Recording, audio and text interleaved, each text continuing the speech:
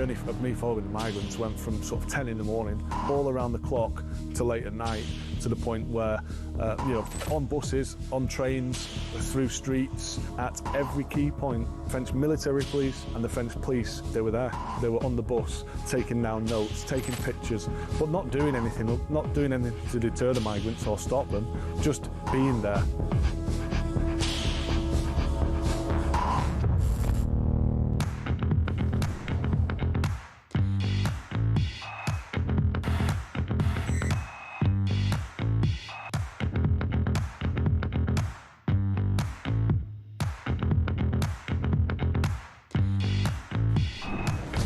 I was sat in the tent and he was showing me through photos of his phone, scrolling through. This was barbaric, horrific stuff. Blokes going through walls in vehicles and then jumping out and shooting everyone. You know, his WhatsApp picture was him with a mask on, with a gun like that. You're in a tent with this guy? I'm in a tent with this guy, and actually he's just showing me this stuff. I'm just thinking, this is not the kind of bloke you want to be coming to the UK.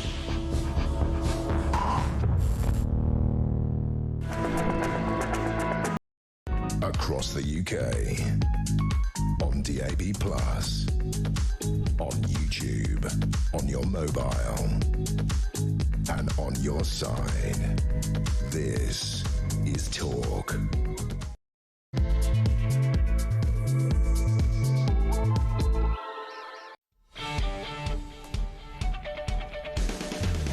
Very good morning to you. Welcome to Wednesday, a wet Wednesday. God, it's awful out there. The 10th, no, it's the 11th, the date right, of February. Welcome along. Thank you for tuning in to Talk. It is, of course, the home of common sense. It's the home of alarm clock Brits. Poppy Coburn, on in just a minute, just said, I've been up since 5:30. Really, I've been up since 2 a.m. I left the coast. It's like a tornado out there. Whatever you're doing, I hate people that say this on the radio. Be safe, people. But if you are up and about, I don't know, just on the way back from the night shift, getting ready, already on the road. This is your station, this is your show, and thank you, by the way. I will keep saying this.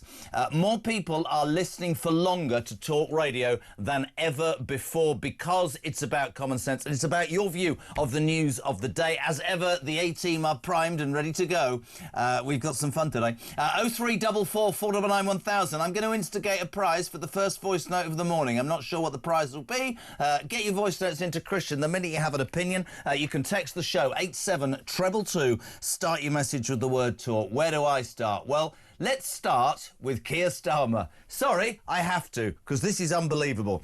Yesterday, in a sort of fight back, because he thinks everybody's against him, he's decided to sort of pitch himself as a working-class Prime Minister. He said it's an utter nonsense, don't know why I've done that, to suggest that everybody in life gets a fair chance. I feel very strongly about this. Do you? And then he went on to say, I've got a working-class cabinet. I've heard nothing about this in 18 months. This is a lurch to the left to placate Rayner and Miliband and all the people who are sat waiting to topple the least popular Prime Minister in the history of Prime Ministers. That's the truth, OK? That is the truth. If this man had a pair of balls, and I'm being honest, he'd have sacked Wes Streeting yesterday and shown that he's got something about him, but he won't. He's a lame duck. 0344 499 1000. I heard Kev do this on Drive Time. This sort of story, I know, will wind so many people up. Blexley on later to talk about it as well, and Rupert Lowe later as well from Advance UK. An Afghan migrant has been found guilty of raping a 12-year-old girl just months after arriving in Britain. Ahmed Mukhalil, I don't know, laughed as he raped, sexually assaulted and then took indecent pictures of the schoolgirl in Nuneaton in Warwickshire. And get this, my friends, here you are, alarm clock break, and this is where this country is. Get this. He only got to be identified by the police after he used his Home Office issued debit card to go and buy himself a drink after he'd raped her and left her on the floor. A Home Office issued debit card. I know a lot of people go, it's all you talk about. Well, it might be, and it will continue to be. How the hell are men like that in our country? How the hell have successive governments who I mean, listen to Starmer, working class. What about young, white, English 12-year-old girls who are being raped, Sir Keir Starmer? In fact, Boris, all of you, disgraceful. Something needs to be done to rid this country, I'm very sorry, of men illegal men who come here for no other intention but to take advantage. I think it's an utter disgrace. Would love to know what you think of that. 0344 499 1000. And you might have seen this this evening as well. Counter-terrorist police are investigating a double stabbing at a school in northwest London after two boys, aged 12 and 13, were attacked. They're in a serious condition. It was Kingsbury High School in Brent. Witnesses claim the attacker shouted Allahu Akbar during the stabbing rampage. Check this. A 13-year-old boy was arrested on suspicion of attempted double murder. 13, a knife in school, in broad daylight. Blacksteel, come on, people will have their say. What have we become? Genuinely, well, we watch all these politicians arguing the toss about, you know, who's going to get the job. There are kids being stabbed in schools. There are girls being raped by men who shouldn't be here, who are given Home Office bloody debit cards, and our Prime Minister goes, oh, I want to make sure that everybody has an opportunity. This, I promise you, and I don't mean to rant too early, this country is on its arse and something needs to be done pretty bloody quickly. 0344 499 1000. On a light-hearted note, though, before we go to Poppy, because I want you to use your brains this morning, Kemi Badenoch, who I think copied Trump, pitched up at McDonald's yesterday, page 2 of The Sun. There she is, serving fries. Isn't that like... Anyway, that's what Trump did. Anyway, which got Christian, the creative genius that produces this show, thinking, what's your first ever job? I want to know this morning what your first ever job... She's accusing the government of killing first jobs. Let me give you a little idea here of the weirdos that put together the Jeremy Kyle Breakfast Show. My first job was stacking bananas at M&S and avoiding spiders for £1.25 an hour in 1734. Christian was a drug dealer. When I say that, he worked in a chemist, working out how much medicine to put. Mark, this is brilliant, Big M, he cut lumps of cheese into squares for Dairy Crest. But perhaps, obviously, to anybody who listens to this show, Damien, a.k.a. G-Spot, because we can never find him, he was a nightclub promoter, aged 14 and a half. There you go, so that's all right, isn't it? What are your first jobs? 87222, start your message with the word talk, and we bring her on. Why do you bring on the person whose show it is? I'm just introducing you. Welcome to the Poppy Coburn Breakfast Show. How are you? Good morning. There's a grimace on your face as you're saying that. I don't mind. I just know I'm going to be inundated by texts going. Yesterday we were asking somebody about the intimacy between Mandelson, and I was asking everybody to put kisses, and men were going, I'm not doing that, I'm waiting until Poppy comes on tomorrow. Much more polite. What was your first job, Pops? My first job was serving, and it's probably I might get in trouble for this, I used to serve pints to people at a bar when I was 15 years old, which I think is doubly illegal. Brilliant. Brilliant. So there you OK, go. so a lot of illegality this morning on the JK Breakfast Show. Poppy, we saw you Monday. Monday was in itself extraordinary. We were saying he was holding on, and then whatever happened. You missed the joy yesterday of watching Wes Streeting tearfully say, yes, those are my messages. But... Keir Starmer's come out all guns are blazing. If we look at, well, almost every page, but the Mail, page 6 and 7, details this in excellent thing. He's basically decided that he's turning it into a war. PM launches class war to save skin. Nearly being ousted has given the old booby an adrenaline rush. He was like an ostrich at a disco, says Quentin Letts yesterday morning. Yeah, I think you could really see that. I mean, he even fell back on his old traditional, my dad was a toolmaker line, which I think people have started groaning when he says that in front of speeches, but he's been trying to really reaffirm his working class background. This is from a £12 million house in London and a knighthood, yeah? Well, look, here's the thing. I believe that he did obviously come from, you know, a more humble background, but he was a KC, and he was the DPC of the country. So you don't get to continue calling yourself working class when you have a multi-million-pound house in North London. Sorry, that's my opinion. You know, you obviously come from a humble background, but fine. But now you're really not. And most importantly, the party that you represent is not working class. OK, it doesn't actually represent working people in the country. In fact, it's the most middle-class party in the entire country. That is where Labour's support comes from. This is the interesting point, because he's decided that to presumably starve off any sort of left coup led by Rayner or Miliband, he's going to paint himself as the working class man. Listen to him say, this is really interesting as well, my cabinet's working class. Have a watch, have a listen, Pete. I've got the most working class cabinet in the history of this country sitting around my cabinet table, and I'm really proud of that. Really proud of what they bring to the table, their personal journeys to get there. their experiences. But it is utter nonsense to suggest that that means everybody gets a fair chance in life. Utter nonsense. I feel very strongly about this. I'm in that cabinet as Prime Minister, having come from a working class background, to be Prime Minister of this country. But that's the exception. That is not the rule. I know a lot of people say, Jez, you really do have it in for him. I don't. It's just, if you could see that on YouTube, there's 3 people who look like they've had their brains removed by surgery, sat looking at him like, when's this rubbish going to end? I don't... Does anybody believe what he said? Because you're dead right. I spend loads of my time in Newcastle with some of my best mates.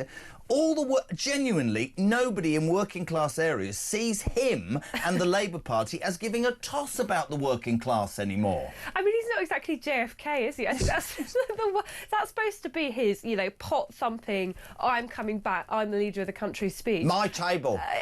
And, you know, you can just feel that your brain's trying, like, liquidating out of your ear when he talks. I mean, yeah, this is the thing. Keir Starmer is not inspiring anyone. No. I think even the most public sector fat cat civil servant type is not inspired by Keir Starmer. But I think it is true that, considering the fact that he's had this loyalty from his front bench, obviously excluding West Streeting, he is now seriously considering a move to the left, almost as a bit of payback for them.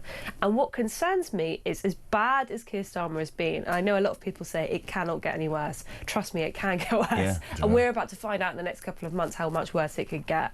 You know, make no mistake, though. You said this to me off air. He will not survive. You can dress that up as you want. 3 people are on Mogadon listening to him drone on again about nothing. He's a dead man walking. He is a dead man walking. This is desperate, right? And we can always, you know, you move yourself in a direction to just buy time. Oh, voice note, ready? Dave, good morning. Morning, Jezza. Dave from Manchester, listening to the home of Alarm Clock Britain as I climb into my van for my 6 a.m.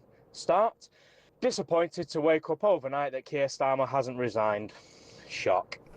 There you go. And I said, not motivated at all. Otherwise, about him, you know, moving to the left. You talked about Streeting. The Mail also talking about he's too weak to sack Streeting as well. And I thought, on the back of those messages, there was a very good opportunity to put your foot down and say, I'm not having this anymore. I mean, that whole saga was absolutely remarkable, wasn't it? I mean, West Streeting has never done anything by accident. The man came out of the womb plotting to be a Labour Prime Minister. You can literally see it in his face. He's obsessed with it. And even those messages are kind of being released in a way to be maximally embarrassing for the Prime Minister. Like him having a little, you know, bitch and a moan with Peter Mandelson being like, he just doesn't get it, you know, he's just not really competent. All just veiled enough that he's got plausible deniability. Just veiled enough. But yeah, it is a completely disloyal thing to do when the Prime Minister is currently wobbling on the edge of whether or not he's going to stay in power, right, to leak those messages. Well, there was talk yesterday, you weren't here, you need to move your hair from your microphone a little bit, sorry. Yeah, there was talk yesterday that he and Samwa he spoke to Samwa on Saturday, that the Scottish leader did what he was going to do, the Welsh one was going to do, and he expected Streeting the cards to fall in his direction. But even yesterday when he was going, yes, well, yes, I mean, I know I put kiss, but he's a horrible man. Even then, I mean, he got ahead of the game because the rest of the cabinet were banned from releasing their messages by the security services. So he's the... I mean, listen, he used to speak to us. He won't come on the show. I mean, you're right. He makes no secret of the fact that he wants Keir Starmer's job. Wouldn't you, as a politician, as a Prime Minister, go, right, I'm sacking you, I'm showing you exactly... Oh, here we go. Ian, good morning. Good morning. It's Ian from Onfirth. Oh, we've missed you, Pops. Kiss, kiss. Thank you very much. He loves it. This is all based on yesterday when everybody was intimately going, morning, sweet cheeks, kiss, kiss, kiss. Because do you send kisses to every person you send a text message to? No, I don't. I send them to my mum and my nan. Your mum and your nan? Yeah, I send kisses to them. That's nice. Yeah, I always do What that. about your partner? Oh, we don't send kisses. It's all very business-like with us. Is it? Yeah. I love that. I said, will he be listening? No, he's fast asleep, the lazy git in bed. Make sure you pick up some more, like, kitchen roll. You know, I'll be back at 6. Isn't it romantic, that? Kitchen roll. Starmer, is there any way, and the Telegraph have been fantastic in the work they've done over this, is there any way in your mind, right, that he can survive? No. Not at all. I think he's a dead man walking. He's like Gordon Brown Gordon Brown managed to hang on despite being a lame duck Prime Minister for about 6 months, where he couldn't actually get anything through Parliament because his MPs would have rebelled. But he was still just kind of there while we were waiting for a general election to happen. I think the same is true of Keir Starmer, although perhaps without the general election angle. I think he will probably hang in until the May election. You do? Yeah, because, I mean, why get rid of him? If you are someone cunning like Wes Streeting, why would you want your first thing to be, as Prime Minister of the country, losing every single local council up and down the country? You just don't want that on the record. I made the analogy yesterday about like football managers. You know, Yeah. you're going to come to the big club, but your next 2 games in Manchester City and Arsenal, you've got no bleeding chance, so wait 2 weeks and then take the job. Exactly. I think what will happen is that will be the pretext which there is an actual formal leadership challenge. I think this whole loyalty brigade thing with, you know, Angela Rayner and Ed Miliband coming out saying that they've got full faith in him. I mean, it's like the Keir Starmer kiss of death. Whenever Keir Starmer says he's got his full confidence in you, you can guarantee you'll be packing up your bags tomorrow. I think it's exactly the same with the front bench. They know he is dead, they know he is gone, but they're just wondering when is the right moment to strike. Because Wes Streeting's messed it up again. You know, he's tried to go against him, I think, twice now officially. He's tried to do it over the Christmas period to get rid of him and was leaking to the press about that. And now he's tried to do it during this moment of weakness. I don't think he's going to get the job, personally. I don't either. But I think I'm now leaning more towards it's going to be Red Ed or Red Ange. Red Ange, who's had a makeover on Monday and She had a Tuesday. lovely haircut, which she posted on TikTok. I know, To it's share with the world. extraordinary. Listen, 17 minutes past 6, whatever you think about the current situation of the Prime Minister, 0344 499 1000. He's a dead man walking, but he's lurching to the left. I want to ask you about this story. I mean, this is... honestly, I have to be really careful because I could end up being fired, literally, for saying anything. Page 16 of the brilliant Sun today. Migrant guilty of raping girl 12. Can I repeat what I said in the introduction for people waking up? An Afghan migrant, his name is Ahmed Mullakil, has been found guilty of raping a 12-year-old girl just months after arriving illegally in Britain.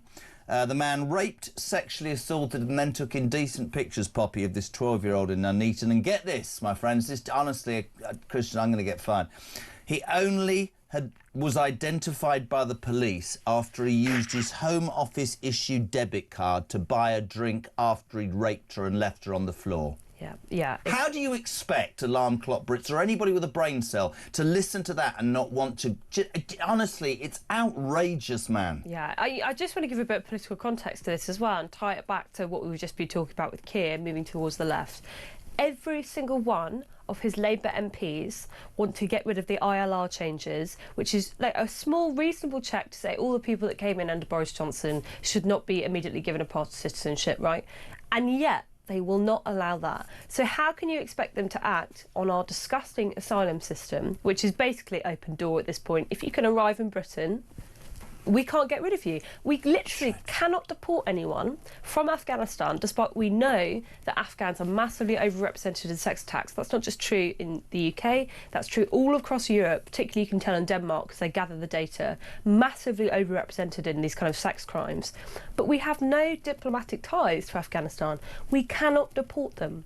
These people, once they get to the country, they will remain here, probably kept by the taxpayer in prisons or released, God knows when, and they will always be on your public purse, always, until we change our immigration system. And it's one of those things where there's no social contract in this country anymore, because I know that my taxpayer money is going towards people like that. It's going towards putting up sex criminals that have no right to be here in the first place. How did we get to a point, right, in a world where 2 young boys were stabbed yesterday evening in a school? Yeah.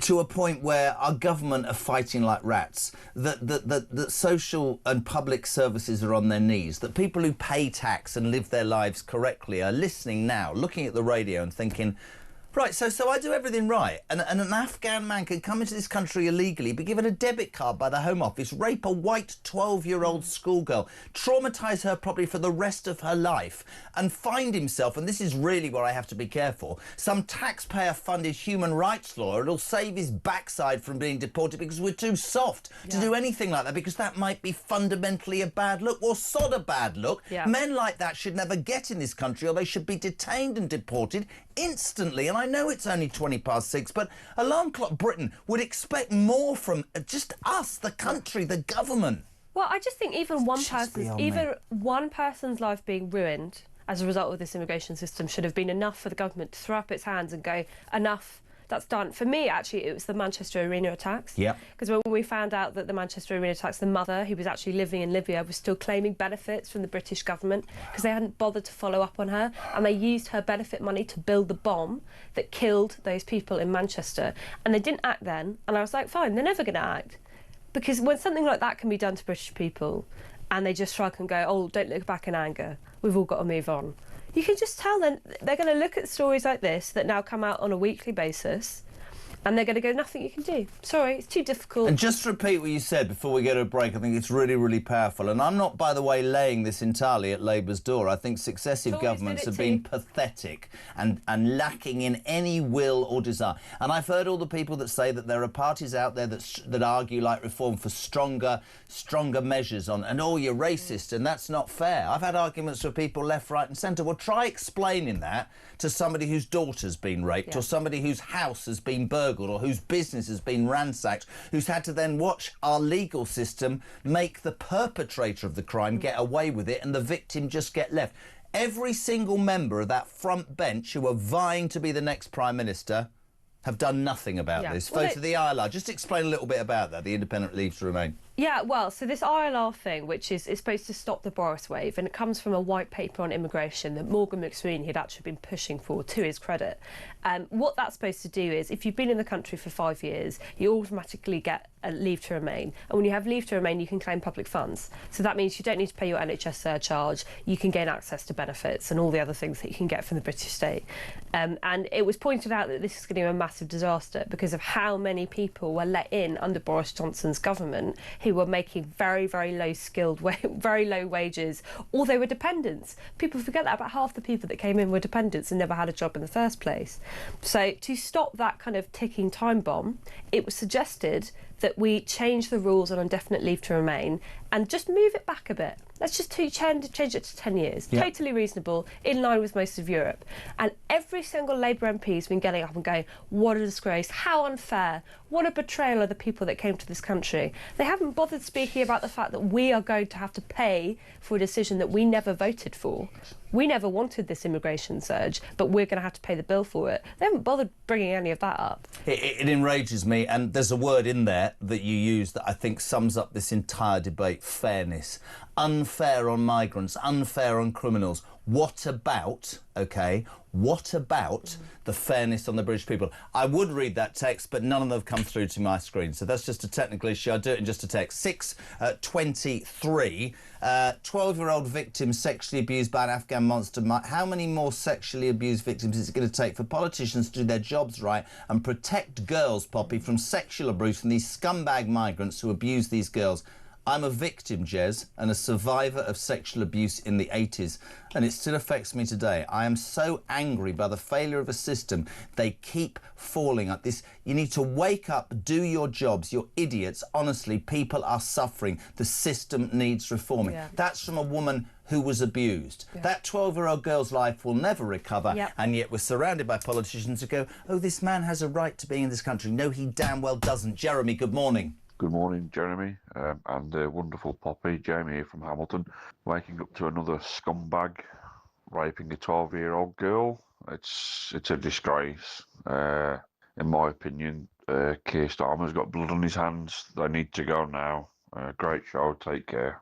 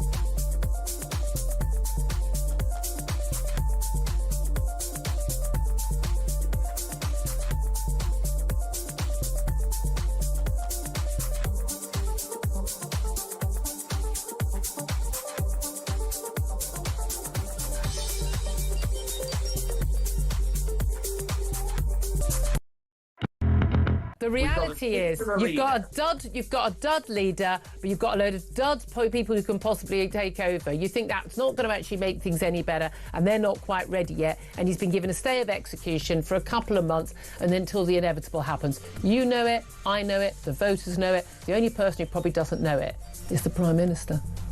I disagree. I think the reception he received in the Parliamentary Labour Party last night was actually genuine. I think people are annoyed with Keir Starmer to a degree. UK on DAB+, on YouTube, on your mobile, and on your side. This is Talk. Welcome back, 6:28. Welcome back to the Poppy Coburn Breakfast Show with me, the co-host Jeremy Kyle. Poppy Coburn is in enraged. You said something just then when we were talking about the Afghan crisis, and I think it's really, I want to say this. You said that any political party that sticks its head above the parapet and says, let's start talking about the rights of British people, young British girls or businesses, or just that, you know, it's unacceptable for these people to come to this country when we don't know who they are and they're criminals, la, la, la. I gave you the story off air about Bangor University that have cancelled reform Sarah Poacham. We did this yesterday, going and speaking to them because apparently she's a fascist, homophobic, misogynistic cow. Yeah. And you said, isn't it interesting that people on the other side of wherever you are think that you're motivated merely by hate? Yeah. But you're not motivated by hate. You're motivated about the fact this Afghan story enrages us all because our country's going to the dogs. Yeah. I find it just appalling that, like, you know, I would disagree with people politically, but I have no problem being friends with them at all. Right? Because that's normal, right? You shouldn't let politics dictate your friendship. But isn't that a democracy where you would stand toe-to-toe with somebody in debate and then just go down the pub? Exactly. What is wrong with it? But with the modern left at the moment, they genuinely treat you like you're an unreasonable person, that you're like a fascist in waiting, that you're dangerous for like having a different opinion. And if you explain to them why you feel the way they do, they just put their hands over their ears and they go, la, la, la, not listening, not listening. My truth. Yeah. You're a fascist. Yeah. Honestly, you know, I don't want to be too... One of my children thinks that I am the devil incarnate. Yeah.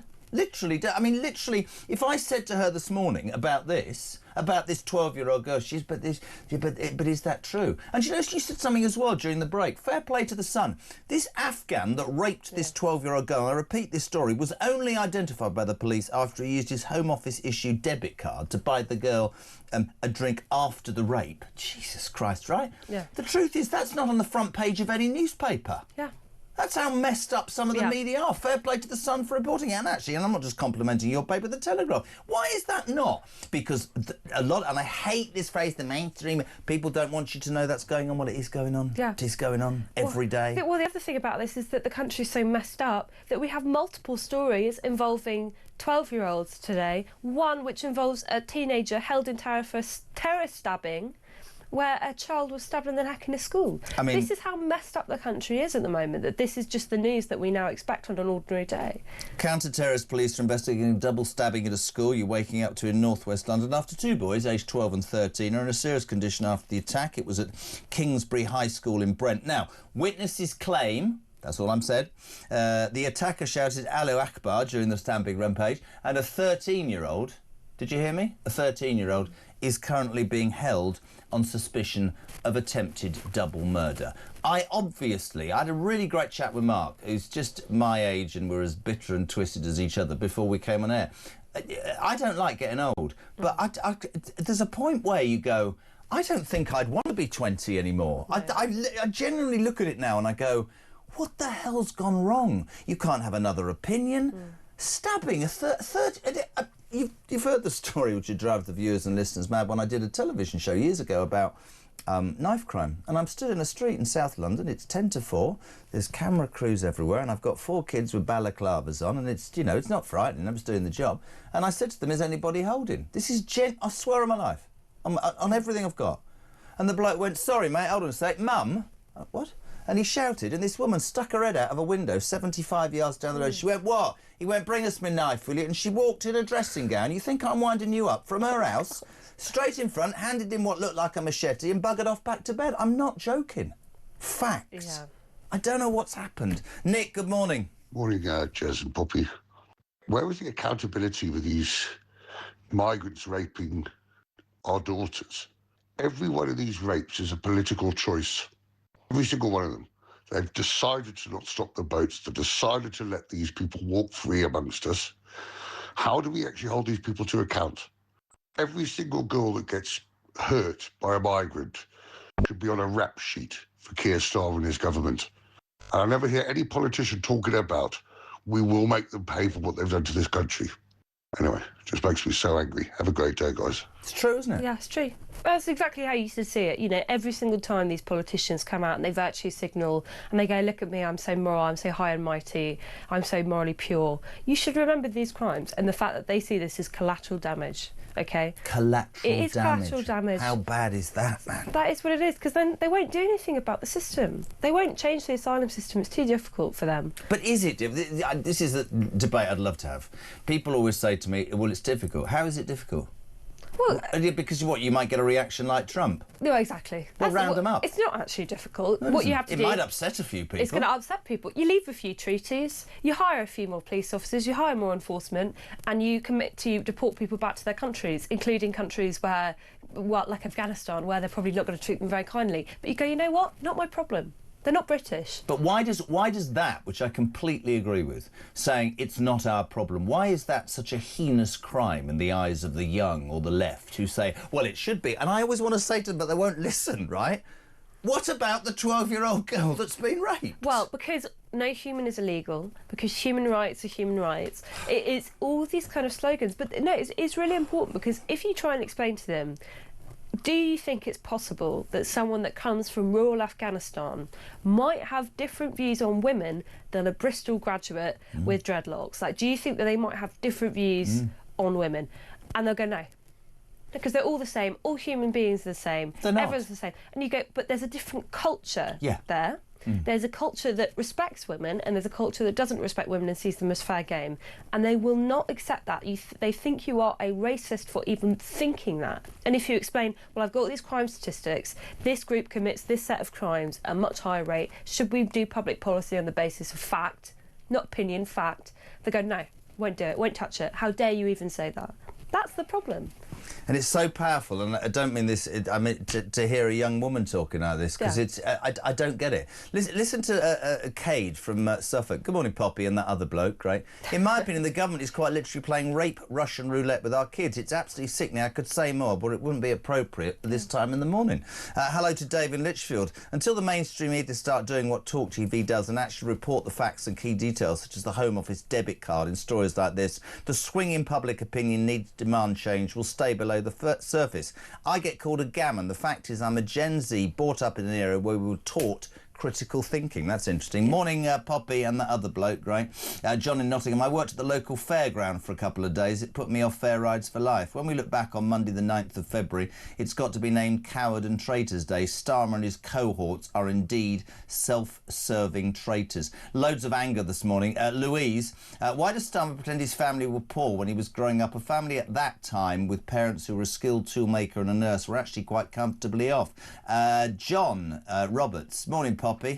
And Jez, I suppose. My first job. This is because we flit around on this show for very good reason, because otherwise we go nuts. This is a great story. Well, it's not great at all. It's a picture of Kevin Bednock trying to be Donald Trump, I think, and going to McDonald's yesterday and serving fries and basically saying the government aren't interested in first jobs. What was your first job again? Illegally selling drinks? Yeah, selling drinks in a bar when I was 15. Nice. My first job, age 14, was helping on a milk round, Saturdays in a paper round Monday to Friday. There's nothing dodgy about that, Tony. My first job was making the crosses that went on the top of a hot cross bun. What? Wow. That's a fantastic job. Worryingly, he said he's never eaten one since. At 13, says Steve, I got up at 5 a.m, did a paper round, then at 15 did the same paper round before school and after school, worked in the local barber shop. Once I left school, I got an electrical apprenticeship for the next 5 years. I'm now 60 and have found myself working all my life. You idiot. You idiot. Why don't you just sign on? Why would you bother working? Star was brought up in Oxted, Surrey. Oxted makes Weybridge look like a bleeding ghetto, says Howard. Brilliant. Talk. Charles Kemp, good morning. morning. Can you please dub that idiot Starmer's voice with a voiceover like they used to with Jerry Adams? I just can't bear to hear that bleeding creep's voice anymore. Let's get serious again. Oh, hold on, sorry. Julian in Newport. Morning, Poppy. My first job was a bingo caller in the arcade where they filmed Gavin and Stacey back in 1983, is it? What's that? Look at old Christian's Welsh, apparently. My first job was filling petrol cans at a petroleum plant in Hull back in 1971, says Paul. God.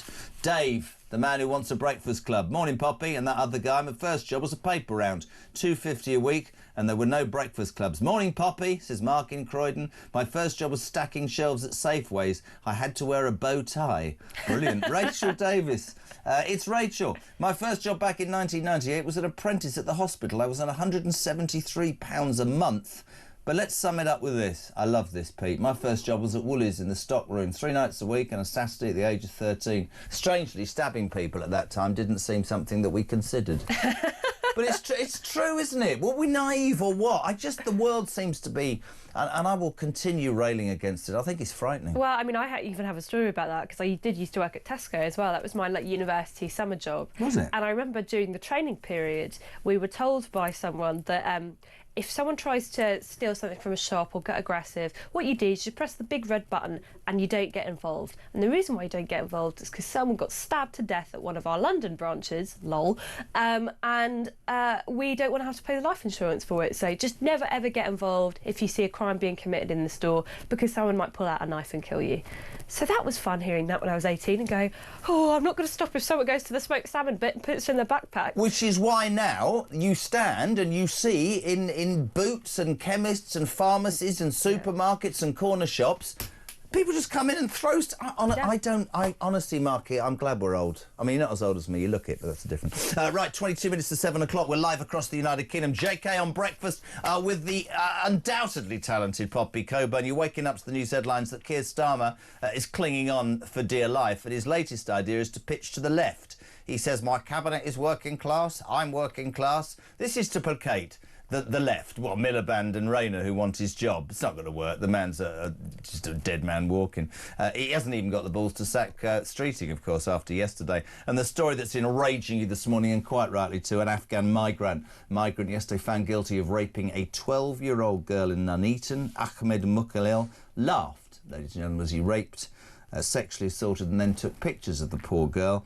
And get this, he was only identified by the police after he used his Home Office issued debit card, to buy the girl a drink after the rape. That's the only way we knew how this scumbag was in our country. And then you wake up this morning to more news that a teen is held for the terror stabbing of 2 boys, 12 and 13, in class somewhere in the United Kingdom. And people wonder why we're becoming cynical. 20 to 7.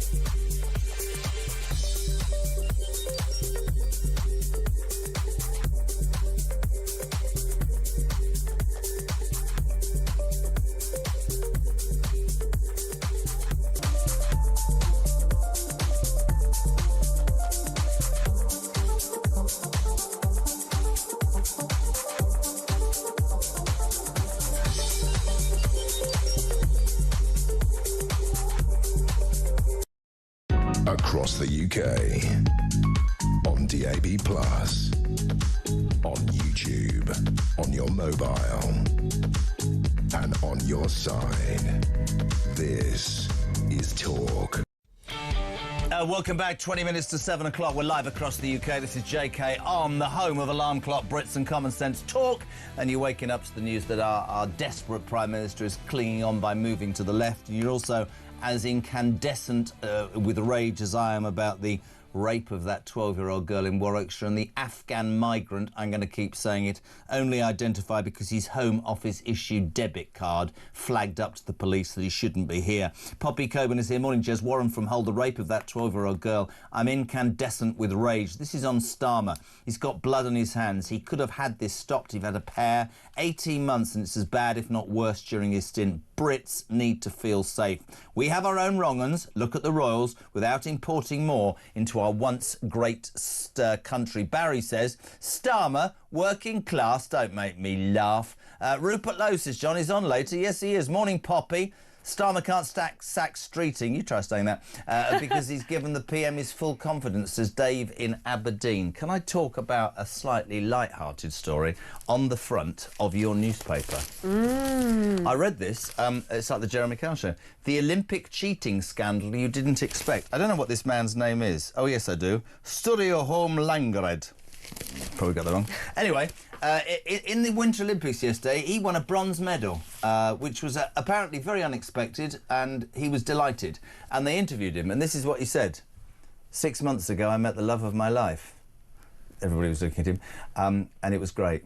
And I would have wanted to have celebrated today with her, but 3 months ago, I slept with one of her friends. And everybody went, sorry?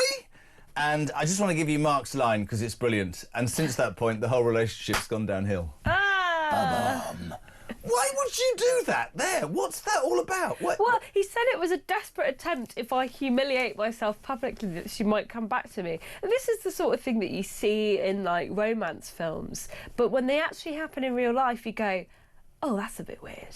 That's a bit strange. I ask you this, I don't, because you're like me, you're a lad with the wrong bits, aren't you, really? But if a man cheated on you...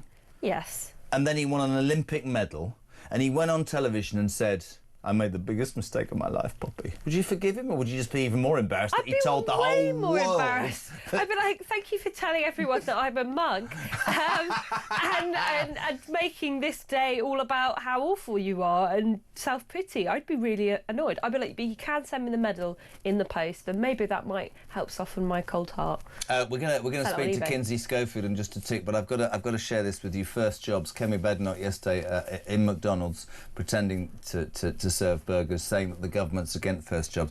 Kev from Devon, my first job at 12 was milking cows on the Agatha Christie estate at Greenaway in South Devon. Wow. Christian, who produces this show, has just shared the most astonishing story about his other first job, which was at Asda. Am I right in saying that? And he worked in the salad bar, and his job with his badge, which said, I'm here to help, was to fill the salad bowl. So he'd go backwards and forwards to the salad holding room. And he was very new, and he was 2 days into his job, and his bowls of salad were empty, so he wheeled through the double doors to get himself a cucumber, maybe, you know, I've said that, or whatever, and there was his line manager with one of his colleagues. Bent over the salad bar. No, absolutely, genuinely true stuff. They wiped it down afterwards. Christian went, sorry, and left with a cucumber. I mean, the whole thing's particularly bizarre. There you go. Welcome to the Jeremy Kyle Breakfast Show. First jobs. Ken, shall we play Ken? Morning, Ken. Morning, Jez. It's Ken here in Dorset. What's with this Starmer trying to polish up his working class credentials? If he cared about the working class, he wouldn't be making life so difficult for us at the moment. And as for being working class, well, yeah, so was Trotsky and Lenin and Stalin and Mao. Cheers, Jez. Great show. Lovely. 6:45. Let's do what we always do at this time of morning and cross live and exclusive to Los Angeles in California to the legend that is Kinsey Schofield. Morning, Kins. Hi, Poppy. Hi, JK. Oh, she's at it as well. What was your first job, Kins? I was a nanny for twins in Oklahoma.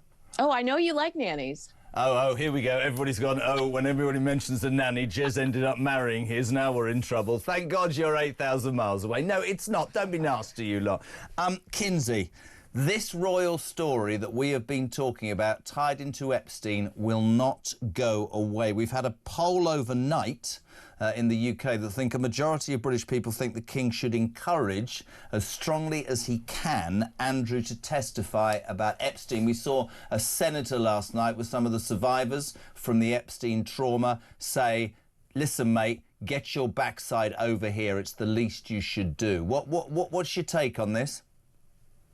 Well, you know, I love your country. And a part of me feels like, why wouldn't American politicians focus their attention on some of the Americans featured in the Epstein files versus going after the big fish, going after Andrew, knowing that it's not likely going to happen? Don't you think it's a little ridiculous that we're not focusing on our own leadership here?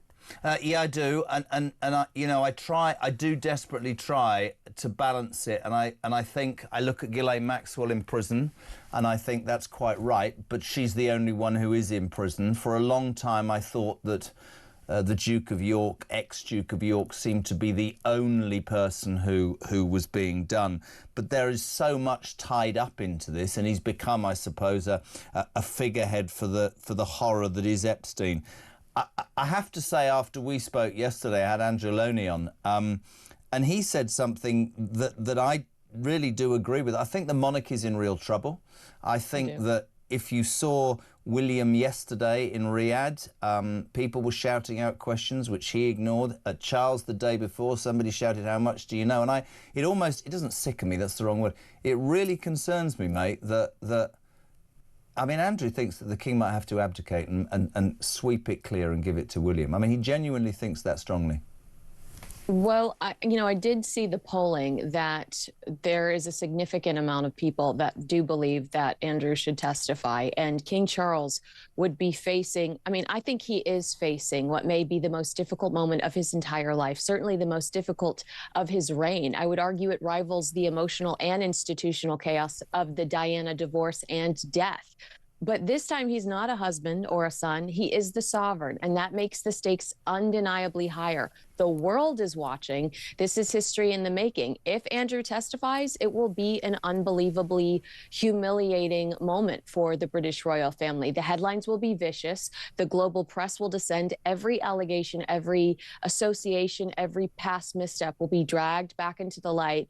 It would be an avalanche of negative coverage that could dominate the news cycle for weeks, if not months. And unlike past scandals, this one cuts into issues of exploitation and abuse, the kind of scrutiny that it doesn't just embarrass the monarchy, it can permanently erode public trust. There is a real possibility it could turn segments of the public against the institution itself. And I couldn't agree more. And for a king who wants to modernise, because I think he's always understood that the sense of entitlement, I think that's the word you need when you're talking about Andrew, the sense of entitlement to many is now unacceptable. And for a man who's tried to streamline it and get it right, this is a terrible, terrible situation.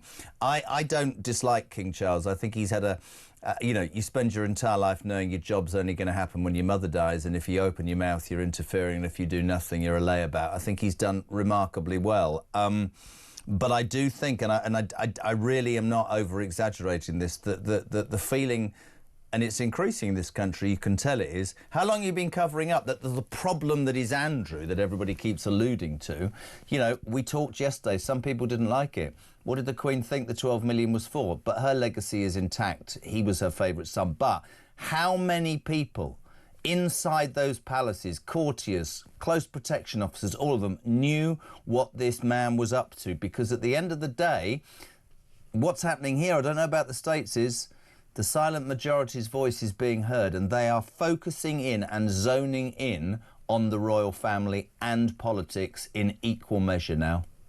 This is such an impossible, this is what's impossible for the king. If he is seen as discouraging Andrew from testifying, or if Andrew refuses to speak, then the narrative shifts immediately. It becomes about obstruction, about secrecy, about whether the palace had something to hide. People will start asking if there was a cover-up, whether fair or not. The optics should, the optics are very damaging. Silence in this case looks like complicity. So the king is trapped between two disastrous options: encourage Andrew to testify and brace for humiliation, or keep him quiet and risk appearing as though the monarchy is protecting one of its own at the expense of accountability. Personally, I don't find Andrew credible. We've had this conversation. I think his past interviews have demonstrated that. I do not trust him as a narrator of events. But I also understand why the public wants him to speak. People want transparency. They want answers. They want to see whether there is accountability at the highest level. But this is a no-win scenario for King Charles, and I genuinely do not envy him. Whatever decision is made, the damage will not be minor. The only question now is which kind of damage the monarchy believes it can survive. Two questions. Does the monarchy survive this? It does, because I think people do believe in Prince William and Catherine. I think that they want that future. And that's not to discourage King Charles, but I do think that there's more faith, hope, and love when it comes to Prince William and his young family. Can you see a scenario then, the million-dollar question, where because in his heart he suddenly realises that he's in an impossible position, maybe not of his own making, as sovereign, that the only way to save the institution he believes in 1,000,000% is to abdicate and pass the throne to his son William? For history's sake, I wonder if he would say, I'm sick, and that's why I'm doing it. So he doesn't bow out because of such a vulgar and disgusting case and scenario.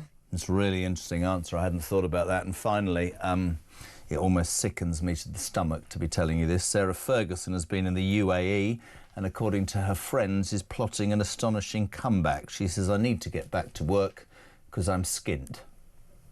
Did this not just make you laugh? I mean, when Fergie says she wants to hire a PR firm, which is what she says to her friends, I've got to hire a PR firm. I've got to get back to work because I need money. You know, I think people need to understand what that could actually entail. This is not calling up a publicist to book a morning show appearance. This is not hiring someone to refresh your Instagram grid. If your name is circling in the same orbit as Jeffrey Epstein, you are in full-scale crisis territory. Real crisis management at that level involves 24/7 monitoring, rapid response teams, coordinated legal strategies. I mean, the cost is unreal. They would build war rooms, JK. They would have staff analyzing around the clock to prepare for new document drops, testimony leaks, nasty interviews about her.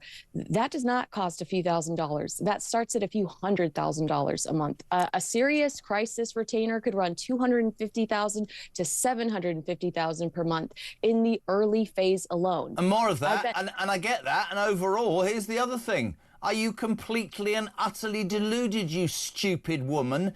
You have done harm. It's over. Disappear. Have some dignity and start talking about the victims of this instead of yourself.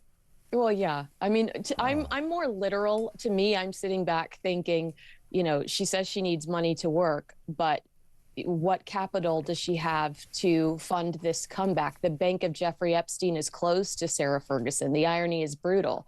But you're right. I mean, from a behavior standpoint, she shouldn't be plotting her comeback. She should be mourning the destruction that this person and her relationship with this person has done to so many people, not just her ex-husband, but the victims and everyone involved. Jeffrey Epstein, who could have ever imagined that you might be losing a prime minister? Andrew has lost his entire lifestyle. I mean, who could have predicted it? It's unbelievable. It is completely unbelievable and won't go away. Seeing you every morning puts a spring in my step and gets me through the rest of the day. I love you, Kinsey Schofield. Thank you so much indeed. We'll see you tomorrow morning, 5 to 7. This is Talk. Billy, good morning. Morning, Jess up. Morning, Poppy. Kiss, kiss to both of you. Hey, sharing's caring. I just wanted to drop a message about this Afghan migrant that done this horrendous crime against this young 12-year-old. Obviously, it's not the first that's happened in the country, and it probably won't be the last. But you know what's even worse is that the fact that many of the soldiers and veterans like myself that went and spent hard grafting in Afghanistan over many years, and we lost 497 of our comrades. to make that country better and prosperous. And now they're all coming here and doing this. That just twists the knife a little bit more. What is this country coming to?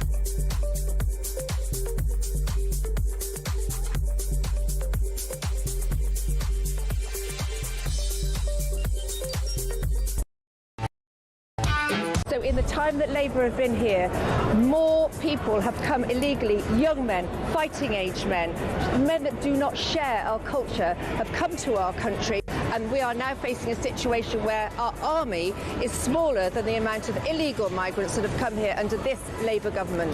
Any government can smash those gangs, any government can turn back those boats. Again, it is about the will of the government to do it. It can be done. They've done it in Italy, they've done it in Australia. We can do it here.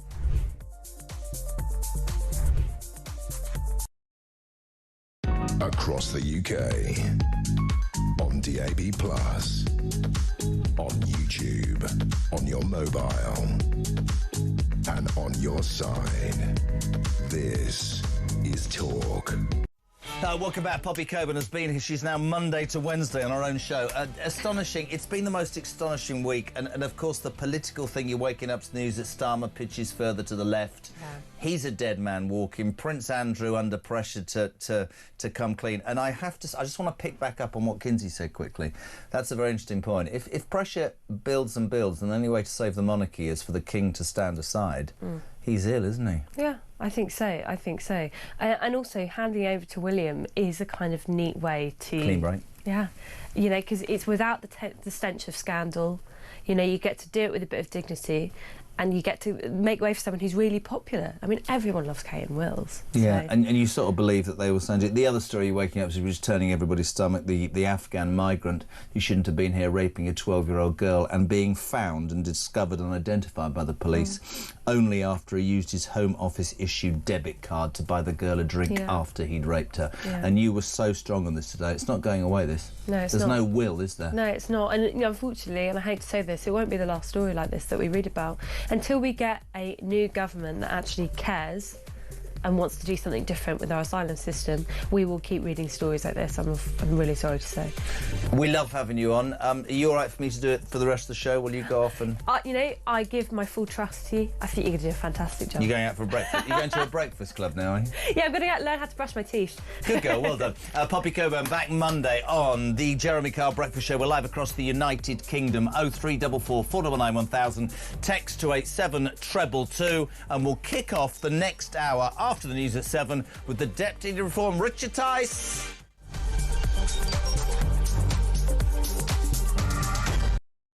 We reject, we reject. We reject, we reject. Behind me is the highly controversial location for the proposed super embassy. Tuesday is the deadline. Yes, this would be the biggest embassy in Europe if approved, if Starmer bows down to Beijing, as these protesters are saying. Behind me you can see nobody wants this. No repression at borders. We know that we have to stand up to the abuses of China. And what worries me is that we have a government right now that seems to be scared of China. What are you doing here at the protest? That's an interesting sign you've got there. Clearly you're not a fan of our Prime Minister Keir Starmer. Why is that? It's kowtowing to the Chinese government, right? A dictator regime.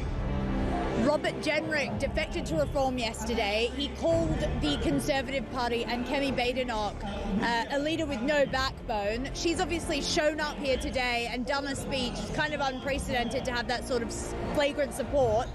What did you think about her speech and her backing this?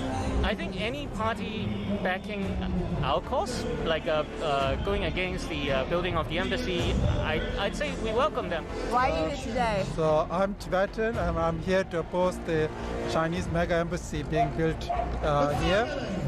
Unfortunately, we think the UK government might allow this to happen, and I think it sends the wrong message to people who have been oppressed by the Chinese government, who are still being continuously oppressed in free countries.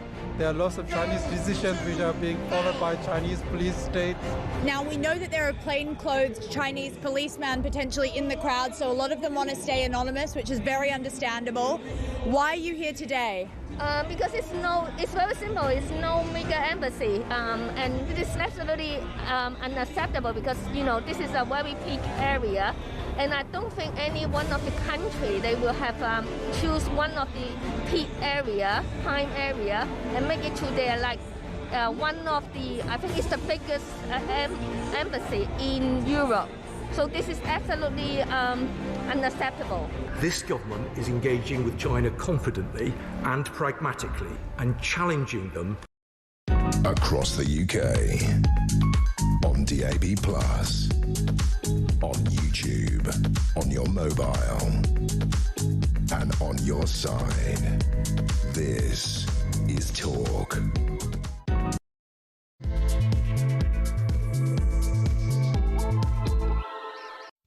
Welcome back, my friends. Just gone 7 o'clock. Welcome to a wet Wednesday, the 11th of Feb. We're live across the UK on the home of Common Sense and where alarm clock Brits have their say. You're waking up to some dreadful stuff. We'll talk about the Afghan in a minute. Keir Starmer, though, has lurched to the left. He's all working class all of a sudden and cares about everybody who's had a terrible start in life. He's only just mentioned this, of course, which is probably something to do with the fact that the left, under the guise of Rayner or Miliband, are out for his job. He's a dead man walking. The story that's really getting traction this morning is disgusting. I make no apology for it. An Afghan migrant has been found guilty of raping a 12-year-old schoolgirl in Nuneaton in Warwickshire. Ahmed Mullakil, this is disgusting, raped the girl, sexually assaulted her, took indecent pictures and was, and I don't even know what you're supposed to say, was only identified by our police after he used his Home Office issued debit card to buy the girl a drink after he'd raped her. Jez, this monster came in March last year under Starmer and 4 months later raped this poor child. Starmer, you have blood on your hands, says Zoe in Lancashire. And George in Leicester makes a point.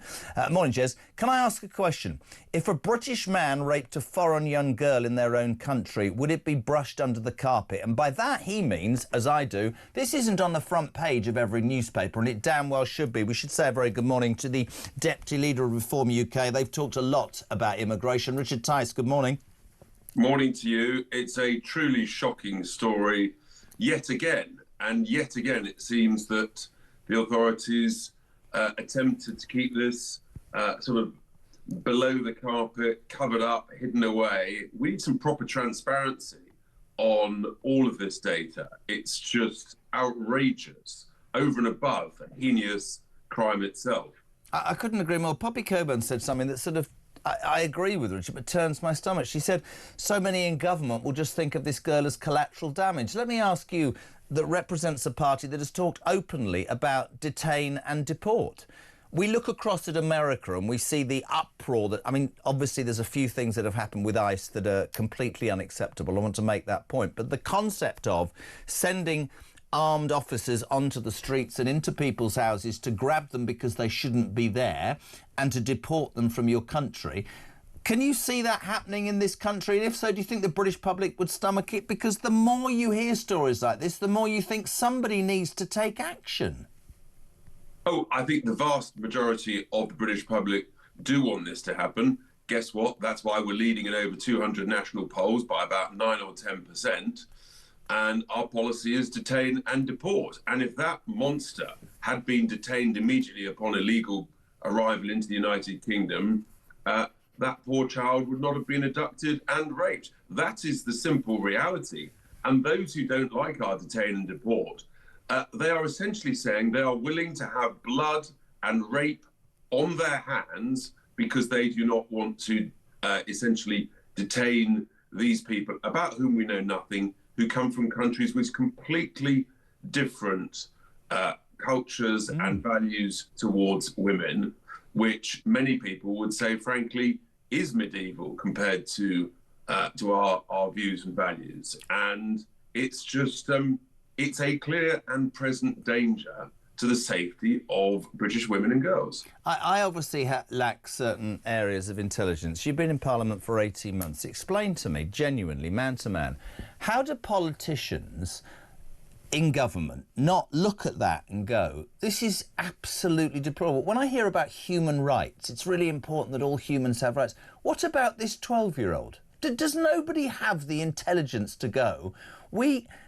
forget upsetting some people, 2 kids stabbed overnight in a school, and a 13-year-old who allegedly shouted Ali Akbar being held on the suspicion of double murder. What the hell's happened to our country, Richard? Seriously, it infuriates me. But they're all engineers and doctors. No, they're not. And architects. These people illegally breaking into our country. So surely we should give them human rights and give them everything. I mean, it is patently absurd. But that is what the loony left. They believe that everybody that this sort of stuff. They actually believe it is acceptable collateral damage. Imagine being the father of a kid who's raped. Just imagine the father of that 12. Because listen, people say, "Oh, you're too straight." I would do prison time if somebody did that to my daughter. Prison time. Jeremy, get Zach Polanski on your show. He won't come on. Get any of the Greens on your show, or the loony left in the Labour Party, and see how they respond to this, and see how they answer the detain and deport. And you'll get a whole load of absolute garbage and twaddle. And yes, the horrific attack in a school yesterday in North London is just yet another incident. And it's horrific. The allegation is that that sort of terror cry was shouted as the children were being stabbed. And, time will tell. But I think we need to know very quickly, in that particular instance, for example, the background to the suspect. So we've got I suspect also we won't be, by the way. No. So we've got a government, and I'm not excusing the Tories.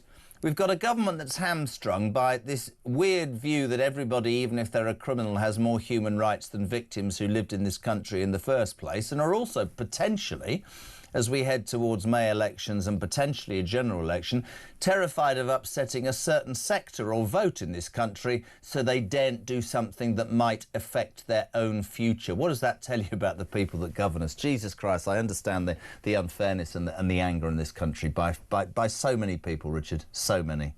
Well, it tells you that it's all about cowardice and kowtowing to people that they want to vote for them. Yeah. And I was very proud to jointly launch, along with Nigel and other Reform MPs, the Reform Jewish Alliance yesterday afternoon, and to stand up against the scourge of anti-Semitism, which is sadly is on the rise because of weak, feeble leadership, both at the head of the Metropolitan Police, weak leadership in the government. And, if you leave a vacuum, don't be surprised if bad people fill it. And that's essentially what's happened in this area. And it's just completely unacceptable. And I think the fury of the British people is so much greater than I think some of the people in the sort of upper echelons of the Labour Party realise. Now, apparently you're such a busy man, as very busy, that to deign us with your presence is good. And we haven't got much longer, and I've got some very important questions at the end that perhaps aren't political, and I think you know what's coming. But before that, we wake up... Is that the time? Don't do that, Tice. We wake up to the news that our Prime Minister has lurched to the left in a lacklustre attempt to save his own political sin. He says it's utter nonsense to suggest that everybody gets a fair chance in life. I feel very strongly about this. Now, as he said that from from his £12 million house and a knighthood in London. I've never heard him say anything like this before. And he went back to me cabinet's working class and all that. This is, without any shadow of a doubt, just an attempt to stave off the left, isn't it? I mean, nobody's buying it. And I don't know if you've seen the video. He stood in front of 3 people. They've had their brains removed. It's just unbelievable. Unbelievable. Has he gone? I've got the most working class cabinet in the history of this country sitting around my cabinet table. And I'm really proud of that. Richard Tice? It's inspiring, wasn't it? Wait, seriously.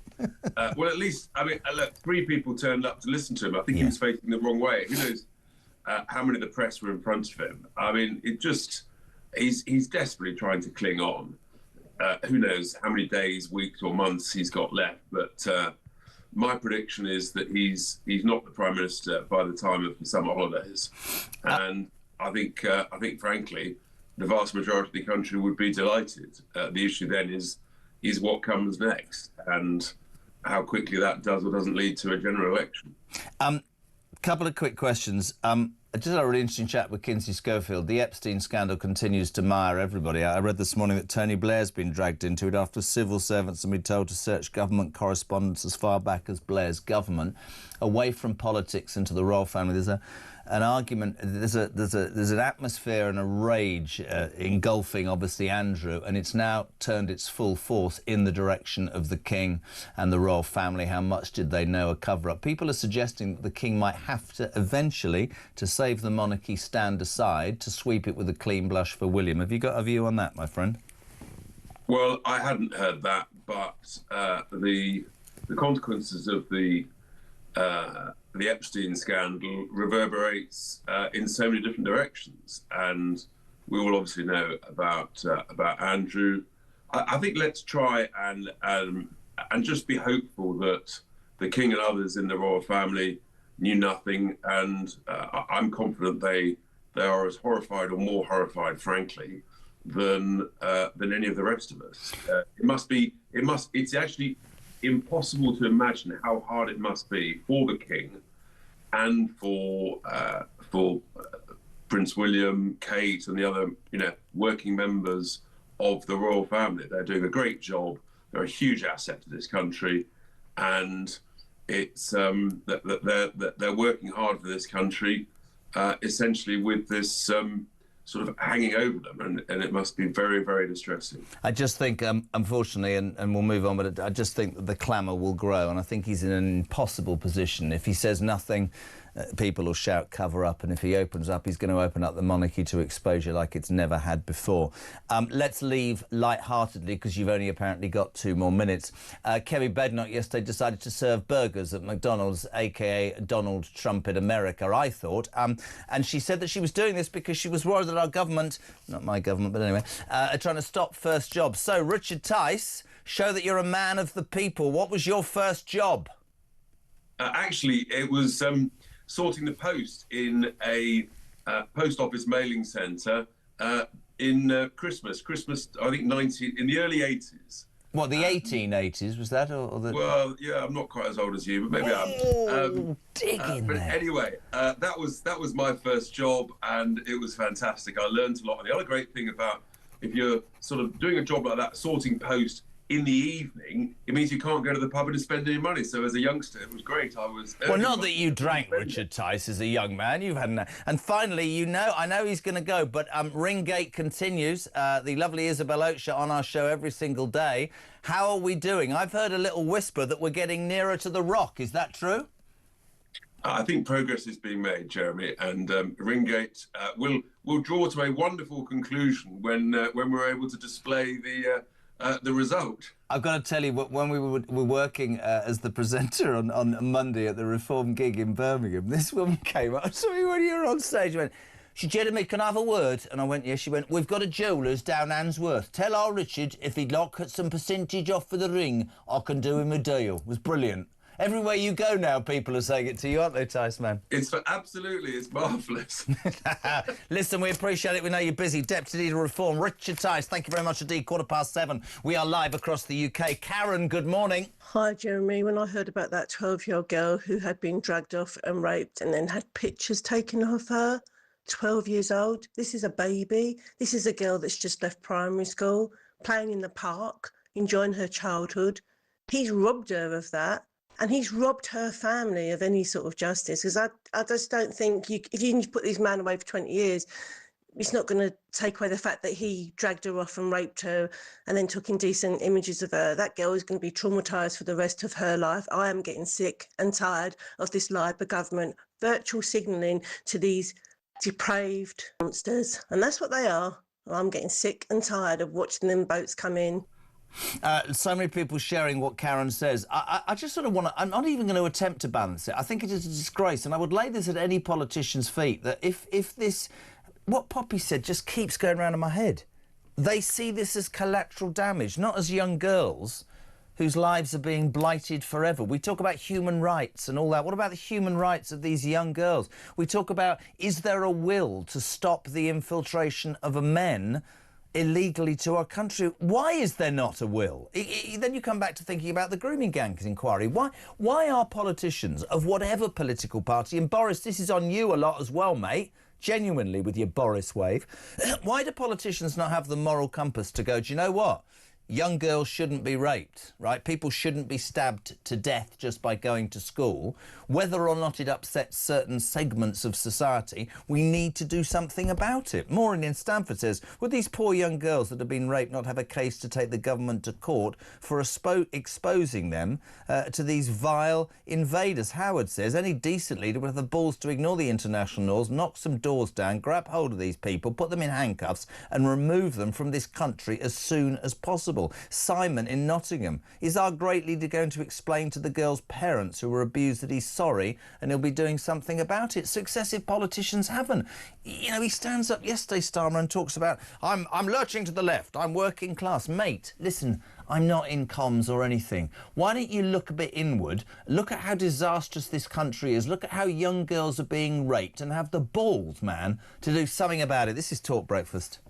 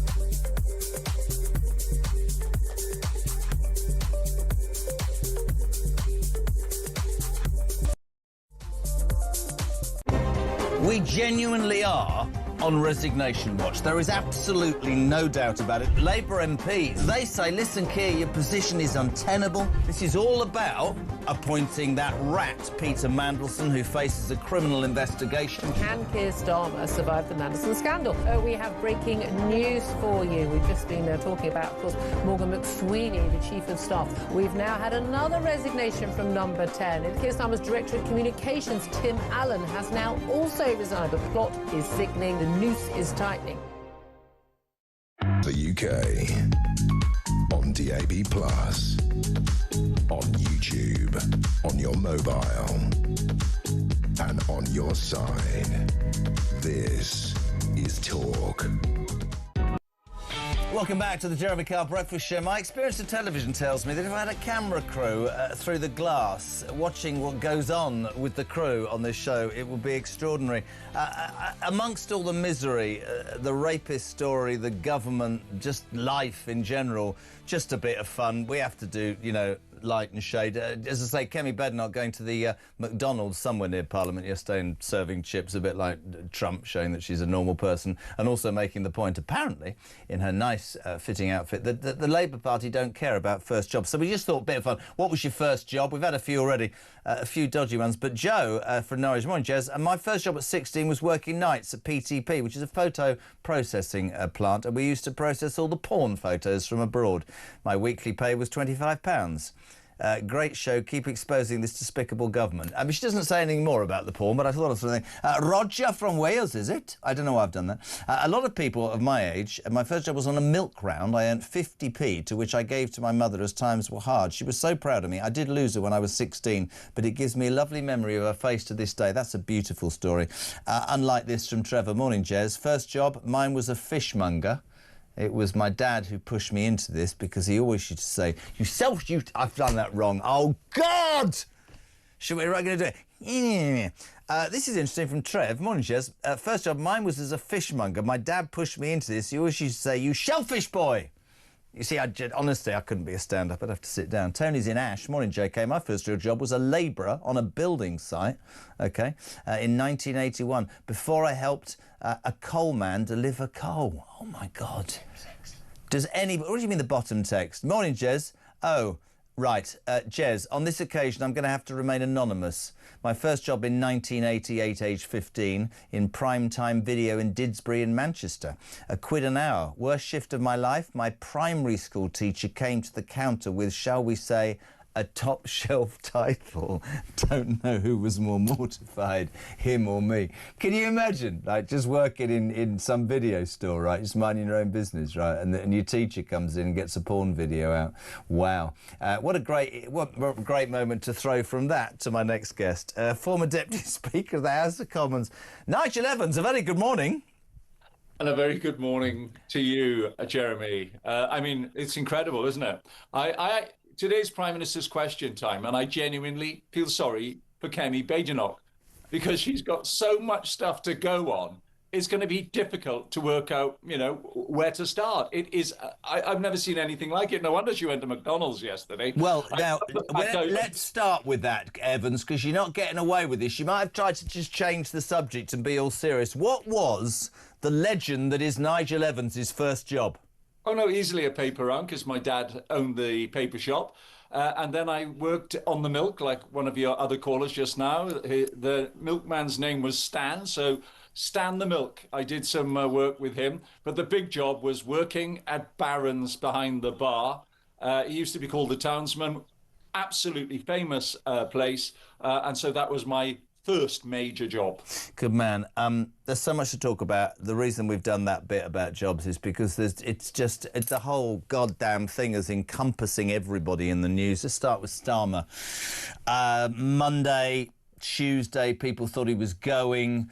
Patently has decided to dig in, still think he's a dead man walking. Yesterday he came back with this, it's an utter nonsense to suggest that everybody gets a fair chance in life. I feel very strongly about this. I'm talking working class. My cabinet is working class. None of us had heard any of this for ages. This is blatantly, tis it not, Nige, an attempt to cave in to the left, i.e. Miliband and Rayner, because he knows they're ready to oust him.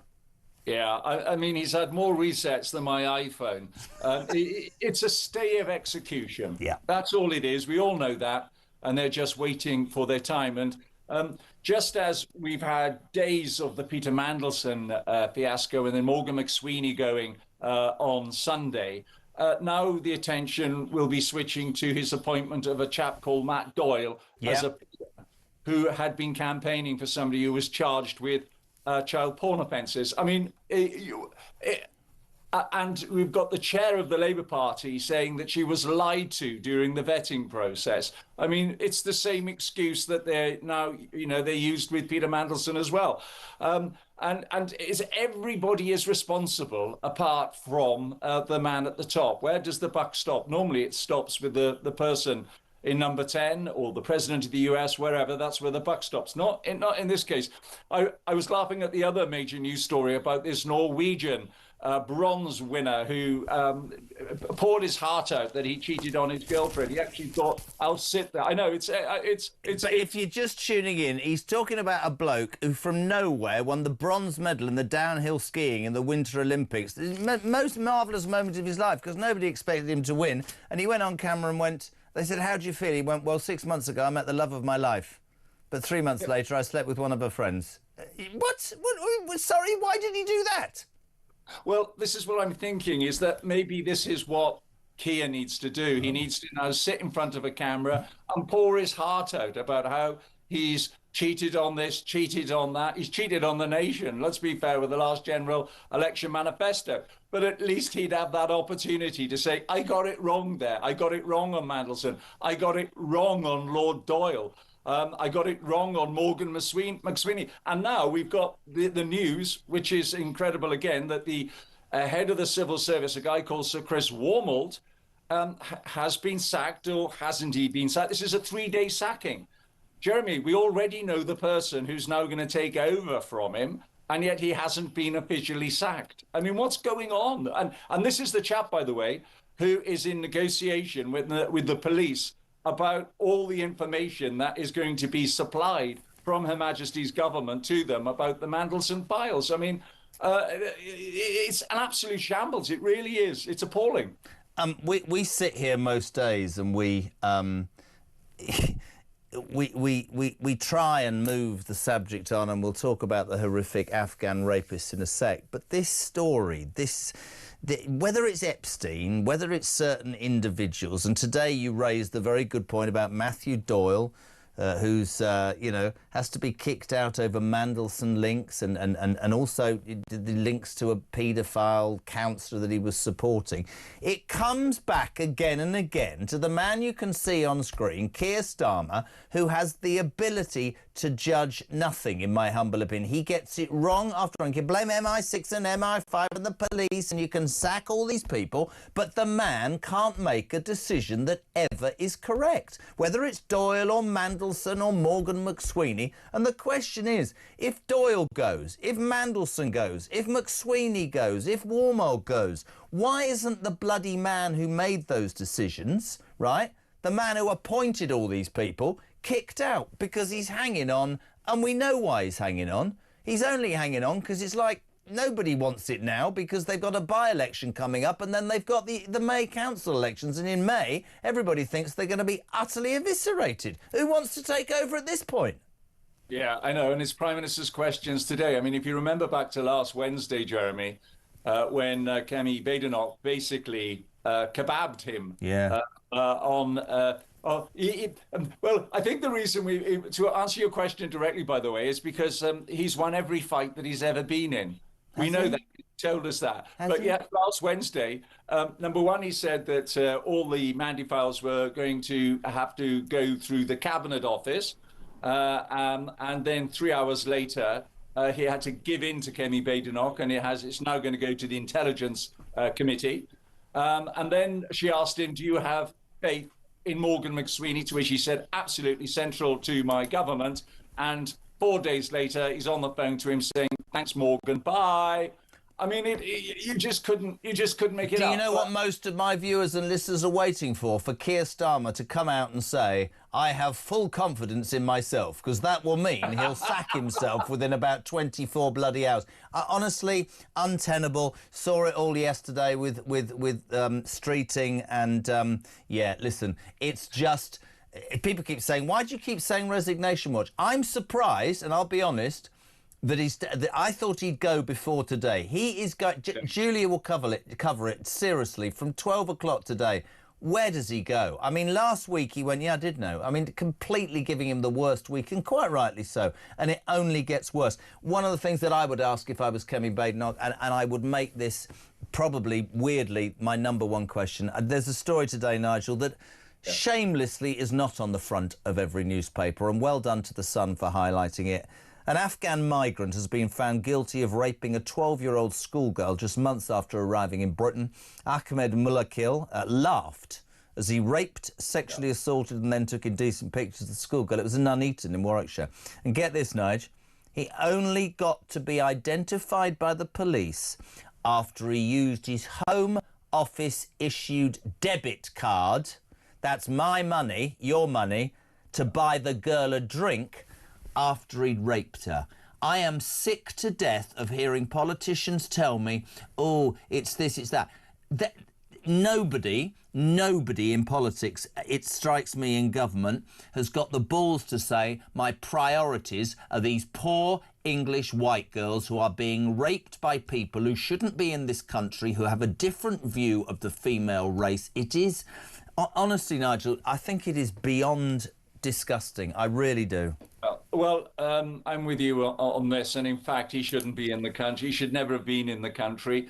If we'd gone to the system whereby as soon as they enter the UK, they are then deported to a third country and processed there, then he would not have raped this 12-year-old girl. And on another point, I read that because of the seriousness of the crime, it means when he's released from prison, right? The fact that they're even talking about him being ever released. When he's released, he will then be deported. Deport him now, then. Yeah, I've got a good idea. Let's get in touch with the Afghan government, deport him to an Afghan jail, and pay for him to be jailed there for the rest of his life. But OK, answer me this. You see, you've said something that's enraged me, and I'm not having a go with mates. Why should we pay? Why don't we just pick up that piece of crap, seriously, put it on a plane and send it back to where it came from? You ask any parent. I said it earlier, and people go, oh, he's off on one. No, I'm not. That was my kid, Nige. Yeah, I know. To be honest, the only reason I say it that way is because it costs thousands to put a prisoner per week in a prison in Britain. It'll probably cost 10 quid in Afghanistan. You can imagine the conditions in an Afghan jail, and we know the conditions in British jails, right? So you couldn't compare the two. I just want to make sure he's going to remain behind locked doors for the rest of his life. Yeah, I couldn't agree more. It's appalling what he's done. I mean, it's probably one of the worst. And he'd only been here a few weeks. I do think, and I know that your party, purported the idea of Rwanda as being the answer. I do think we're getting to a point, and this isn't any... OK, reform talk about it, the Tories are starting to talk about it. You say the minute they get here. I think we've got to stop them coming here in the first place. And if that means the Navy in the Channel, if that means a crack team of Border Force officials going, do you know what? You are going straight to a detention centre that ain't the Ritz. If you've got the right to be here, come in. But the Boris wave proved that these are not doctors and anaesthetists and surgeons. They are scumbag criminals, many of them. I don't care what the left tell me, it's true. All those people on the left who go, yes, but what about the country they're escaping from? France. What about their women and children? No, they're all blokes. 90% of blokes, Darren Jones, get it right. And they're coming here with a different set of values. They don't speak our language. And more worryingly than anything, they are attacking young girls, and then they are, and this is the real crawl for many people, right? They are then, on our money again, getting human rights lawyers like Keir Starmer and his mate Hermer to find some obscure reason why. What did I hear the other day? I can't go back to Afghanistan because they'll treat me badly. Tough! You just raped it. Honestly, I don't get it, Nigel. Up here, I don't get it in my head. It doesn't make sense to me. No, absolutely right. And that's why I've said on your show on several occasions, when they get intercepted, and I'm 1,000% in favour of using the Royal Navy to protect our shores, they should be taken to a third country. I don't care which one. Trump has shown that you can negotiate with a number of countries who are more than happy for international development money to take people. Then we should be doing exactly the same. They're guilty of a crime of entering the United Kingdom illegally. They will then be fingerprinted, DNA tested, photographed. They will be banned from ever coming legally into the United Kingdom ever again. Completely agree with you, mate. How's the book going? It's stalled a bit, I'm afraid. It seems to me that Richard Tyson, his Rock, is going to be announced way before my book, sadly. But hey, listen, have you got writer's block? What have you got? Have you got the writing equivalent of constipation? Is that what it is? It seems to be that way. But I know Isabel Oakeshott well as well, and Richard. So I'm just hoping for an invite That's what I want. I want an invite to this big bash. It's going to be the bash of the century, isn't it? I don't want to say the wrong thing, Nige, but I feel I'm going to. You haven't got one yet. See you later. Talk breakfast.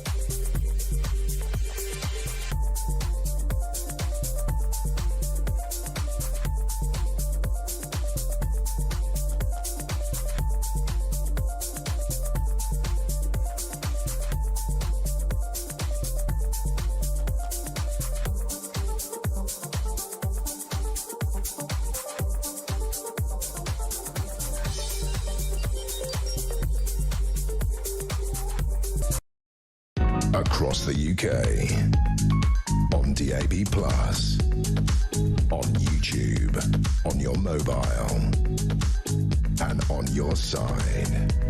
This is Talk. Yeah, Julia here from 10, covering, of course, what is bound to be an explosive Prime Minister's Question Time. He's on the rails, is Starmer. He's gone to left, apparently. He's all about the working class.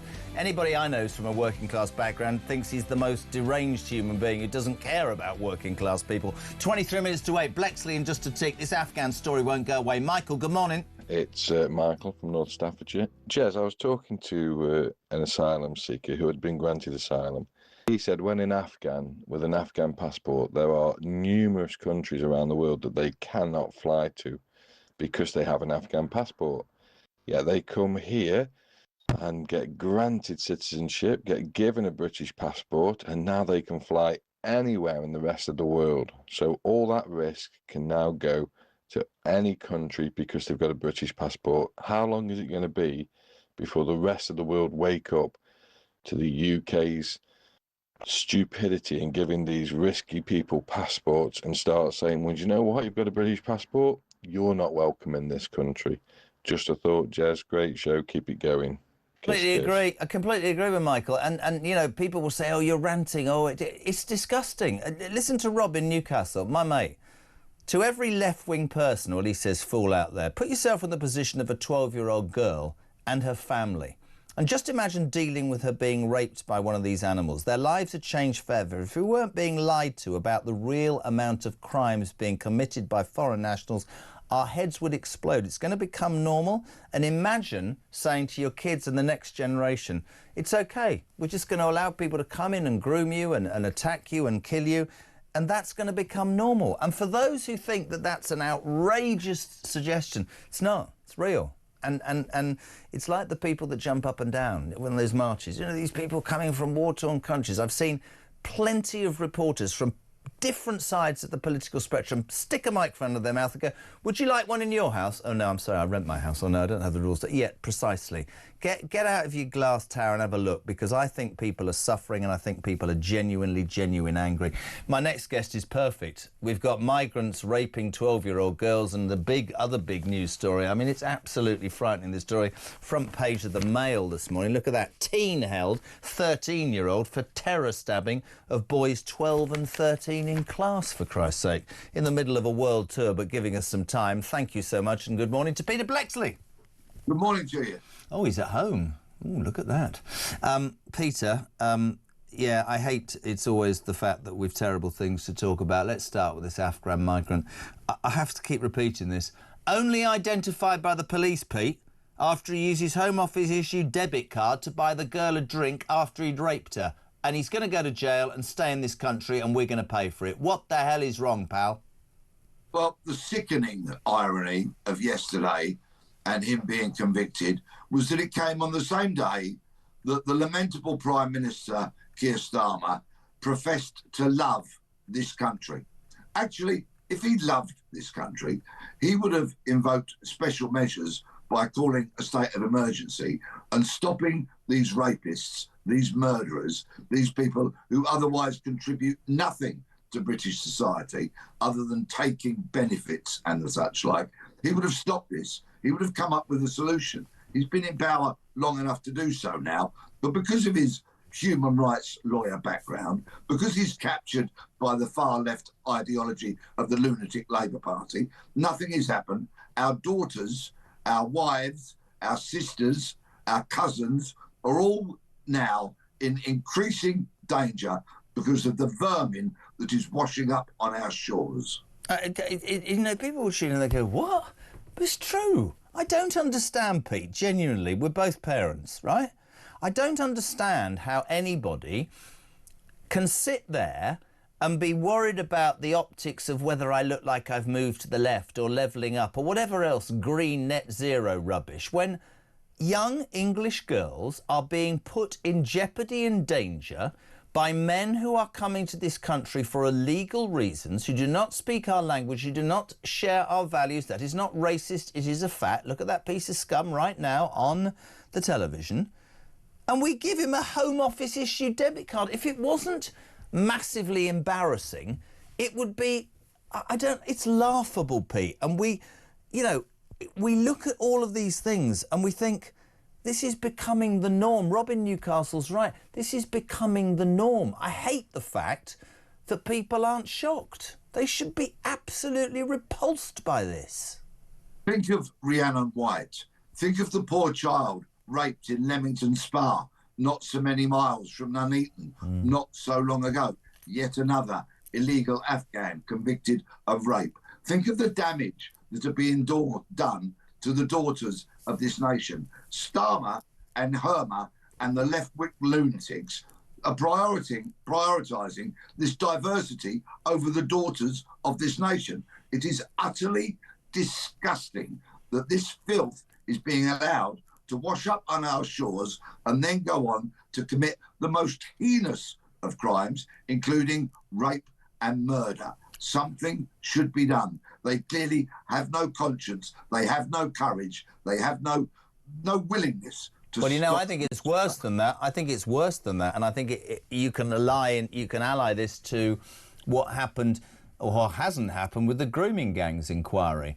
I think we have politicians genuinely today who are making decisions based entirely on what section of society or the electorate they might upset if they're a little bit stronger than they are at this moment. I don't know how any male politician goes to sleep at night and is prepared to even begin to think that that poor girl is, what did somebody say to me earlier, collateral damage? I know what I'd do if that was my 12-year-old, and it shames me and it embarrasses me and says to me that the world must look at my country and think, what an absolute joke. The other story, of course, for you, teen held on terror stabbing of boys 12 and 13, allegedly yesterday. This was in Kingsbury High School in Brent, yesterday lunchtime. Witnesses claim the attacker shouted Allahu Akbar and then stabbed a 12 and 13-year-old both in the neck. They're fighting for their lives, and he, at 13, has been arrested on the suspicion of attempted murder. And we've got politicians, you know, jousting for Starmer's job, and we've got kids being stabbed at school at lunchtime. That didn't happen when we were kids. Let's talk about Brent for a moment, if we may. That part of northwest London represented for decades by lunatic left Labour MPs, which is so often put up as a beacon of diversity, of integration. Utter codswallop. Nonsense. It's a fine example of how integration has failed. Yes, of course, those who came over, the Windrush generation, for example, many have gone on to be wonderful Brits who we idolise as sports stars, as beacons within the media, as absolute titans of industry and the such like. But this whole lunatic left push for diversity and then to call us all tolerant is utter nonsense. We have imported some of the most intolerant people on the planet onto our streets. And as long as we've got politicians that want to prioritise diversity over the daughters of this nation, this is simply going to get worse and worse. How do they morally, in their heads, justify putting diversity, DEI or whatever you call it, ahead of the safety of kids? How does that rest with somebody? And by the way, Boris Johnson is going to get it as well. 1 million people. They weren't doctors and surgeons and anaesthetists. They were, I'm afraid, criminals, many of them, without any skills and no language, who have come here simply because we wipe their backside and give them benefits. How do these politicians think that this... Not publicly, how does it sit with them personally? Do they not care? Well, the idiotic Boris Johnson let that wave of immigration in here because economists got in his ear and said this will create economic growth. Yeah. Well, of course, it didn't. It's done the exact opposite. So many figures released this week. 75% of these people washing up on our shores go on benefits and never contribute positively to the economy of this nation. So not only are they murdering and raping, they're fleecing us, hand over fist, taking hard-earned taxes from the like of you, me, and your alarm clock wonderful audience. It's absolutely ridiculous. We need a new government. We need somebody who's going to come in here with the gumption, with the power, with the strength of character, and hopefully 2 terms of government, so that all of this can be stopped, reversed, and once again, the values of this nation, hello, good morning, please, thank you, manners, queuing, respect for the law, man-made law, and so much more can be reinforced, reintegrated into our youngsters so that we can have a semblance of this great nation that we all used to love and grew up in. Couldn't agree anymore. Final thing for you, boss. Andrew Loney is on again later on the show. Wrote a book years ago about the fall of the House of York, and he made lots of accusations some years ago about the Duke of York, all of which have come back to home to roost with the disaster and the disgusting revelations of the Epstein saga.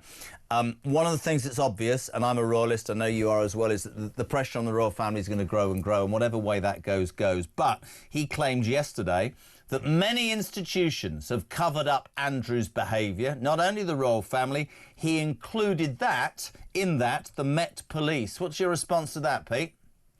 Well, those who provide close protection to the royals very much pride themselves on their discretion because, of course, if you are by somebody's side almost 24 hours a day, 7 days a week, 365 days of the year, no matter who they be, His Majesty the King or any other member of the royal family, you will witness indiscretions. So, of course, these people pride themselves on keeping a vow of secrecy, for example. Ken Worf, Diana's former bodyguard, is about the only one that's ever broken cover from the close protection world and spilt beans, but he's always done that in a positive way. It is obviously, blatantly obvious now that some involved in close protection of the former Prince Andrew must know stuff.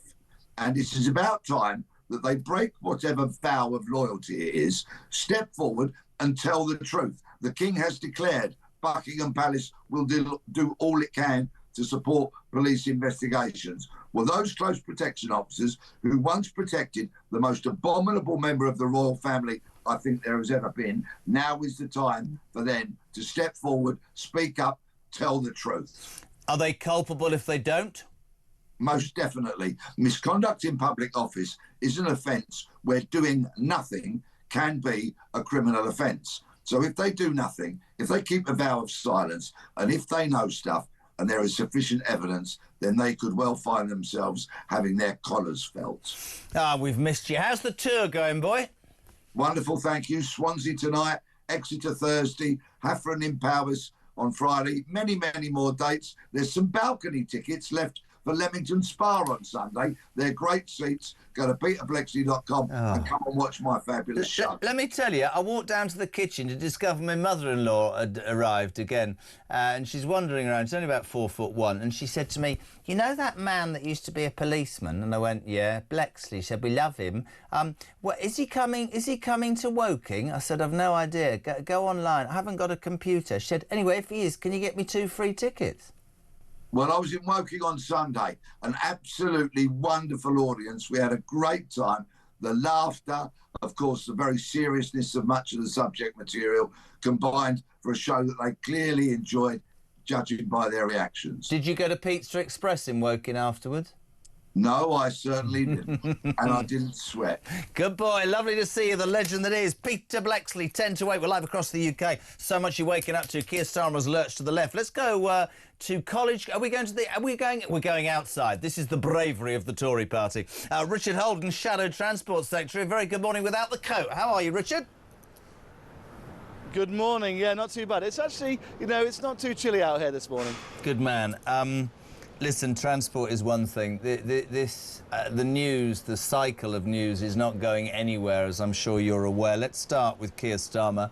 Yesterday, in a desperate attempt to cling on, he spoke to 3 people on camera, all of whom looked like they were asleep. He pitched himself as the working-class Prime Minister with a working-class cabinet, and he said, "It's utter nonsense to suggest that everybody gets a fair chance in life." I feel very strongly about this. We would question that he has only just started to say this because he's worried that the left are going to take his crown. What's the Tory view on this? Well, I think it's pretty clear, this is going back to the sort of attempt to try and rally the Labour faithful to his cause as he faces absolutely immense pressure. You can see it right across the front pages today. His allies even telling the Financial Times this morning that he hasn't got the power to even sack members of his own cabinet, which is an unbelievable position. What we've now got is a Prime Minister in office but not in power, and the Labour guys, they're going to leave him there to take the heat for this by-election they're going to lose. They're leaving him there to take the heat for the local elections, and also because people like Angela Rayner's still got this HMRC investigation ongoing. Wes Streeting, all these texts with Mandelson, clearly wants all of that to go away. So they're going to allow a few months to pass, allow the country to be kept in this ridiculous situation with higher taxes like business rates, national insurance going up through the roof, with Rachel Reeves still there as Chancellor. That's all going to be, we're going to have to live with that because the Labour Party hasn't got the bottle to act, and some of the people are trying to play for position for what is definitely going to be a Labour leadership election in the next few months. Do you not think that you, as a respectable Tory, should perhaps give some advice to the Labour Party on how to change leaders? Because you lot did it that often. You've probably got a blueprint that works, haven't you? Well, look, when it comes down to it, when things went wrong, the Conservative MPs did act. I just wish the Labour Party would do the same. I have actually spoken to a couple of Labour MPs and basically said, look, guys, in the interest of the country, you guys have got to act now. You cannot allow this situation to go on. If we end up waiting till May and then have some drawn-out Labour leadership contest, it could be 7 or 8 months without a Prime Minister. And you make a really good point. Any power. You make a really good point, because whilst that's going on, all joking aside, this country is, sliding towards, I don't know what. I want to tell you about the main news story of the day. I'm sure that there are other stories, but this should be on the front of every paper. The Afghan migrant found guilty of raping a 12-year-old girl, jailed yesterday in Nuneaton, Warwickshire. He laughed, raped her, took pictures, and was only identified, Richard Holden, after the police used his Home Office issue debit card he used to buy a drink for the girl after he'd raped her. I'm telling your party, I'm telling every party, and I mean this. This is not only unacceptable, but millions of people in this country are at the end of their tether. I know you're going to tell me about Rwanda. I know that Starmer's going to talk about boats. These people have to be deported from our country and stop coming. Not coming and them. Something has to happen, Richard, because people are naturally up in arms, man, definitely. Yeah, no, and there's so many of these cases now, constantly happening, and this is because we aren't deporting people. Look, anybody who comes here illegally shouldn't be able to stay.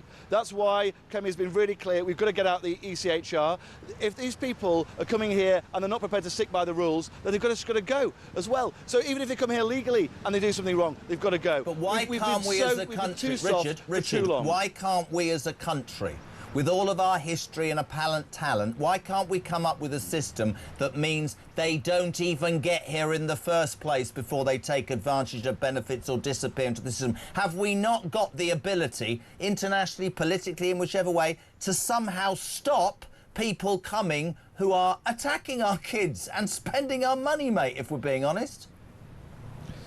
Yeah, no, I think we do. We've got to, the only way we can do that is getting out of the ECHR. We cannot have the lawyers basically ruling what the British people want, and that is why Kemi's been really clear. We've now got to get out the European Convention on Human Rights. We cannot allow foreign judges to decide who's allowed to stay in this country and who goes. It's going to be down to the British people to decide that, and that's why we've got a really strong policy in this area, because you're absolutely right. Cases like this make everybody's blood boil, and it's not just cases like this, it's also the everyday that people see people swinging the lead, coming here, taking benefits. All those migrant hotels we're seeing in places just up the road from my constituency, in Basel and Billericay, just up the road in Epping, we've got that hotel still there causing real issues in the local community. People are fed up and they want something done about it.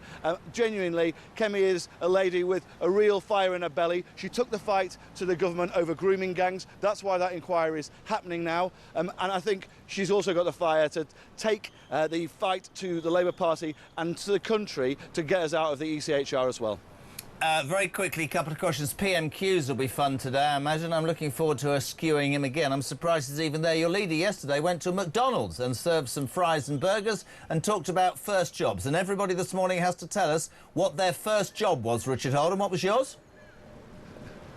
Mine was, I waited tables as a first job, and you know what? I was so shy as a 16, 17-year-old when I went to go and try and get the job application that I made my first girlfriend go in and get the actual application form for me. But you know what? It was the best thing for me. It really transformed my ability to sort of speak to people, to get out there, and I think first jobs are so important. It's one of the things which is really worrying me about our high streets at the moment, is that, you know, we're seeing first jobs stopping being offered because of those big increases in business rates, big increases in national insurance. So those little jobs in cafes and restaurants like I did, they're just not there in the same way anymore. Richard Holden, I completely agree. I have to cut you off, not because I want to, but because I have to. We thank you very much indeed. This is Talk Breakfast. Morning, Jezza. It's Kate from Leeds. Seriously, do you think Afghanistan jails would jail these people for raping our English white girls? I seriously don't think so, because they'd be seen as martyrs. Let's face it, let's face the truth, that they'd be seen as martyrs. White girls over here are seen as trash to these people. And I'm just absolutely appalled at this government for letting all these animals into the country. Anyway, you most probably won't play it, so there you go. Thank you, bye.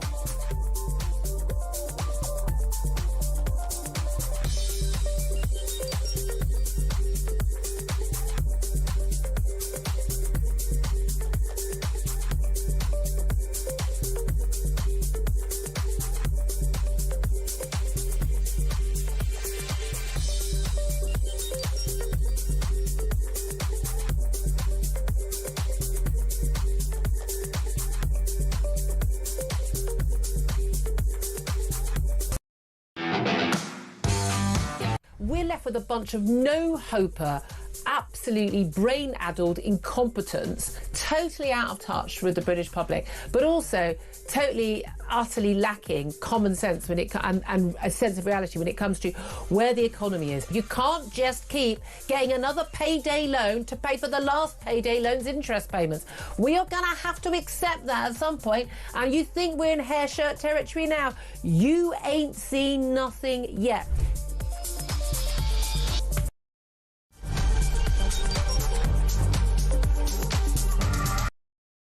We reject, we reject. We reject, we reject. Behind me is the highly controversial location for the proposed super embassy. Tuesday is the deadline. Yes, this would be the biggest embassy in Europe if approved, if Starmer bows down to Beijing, as these protesters are saying. Behind me you can see nobody wants this. No repression at borders. We know that we have to stand up to the abuses of China. And what worries me is that we have a government right now that seems to be scared of China. What are you doing here at the protest? That's an interesting sign you've got there. Clearly you're not a fan of our Prime Minister Keir Starmer. Why is that? He's kowtowing to the Chinese government, right? A dictator regime. Robert Jenrick defected to Reform yesterday. He called the Conservative Party and Kemi Badenoch a leader with no backbone. She's obviously shown up here today and done a speech. It's kind of unprecedented to have that sort of flagrant support. What did you think about her speech and her backing this? I think any party backing our cause, like going against the building of the embassy, I'd say we welcome them. Why are you here today? So I'm Tibetan and I'm here to oppose the Chinese mega embassy being built here.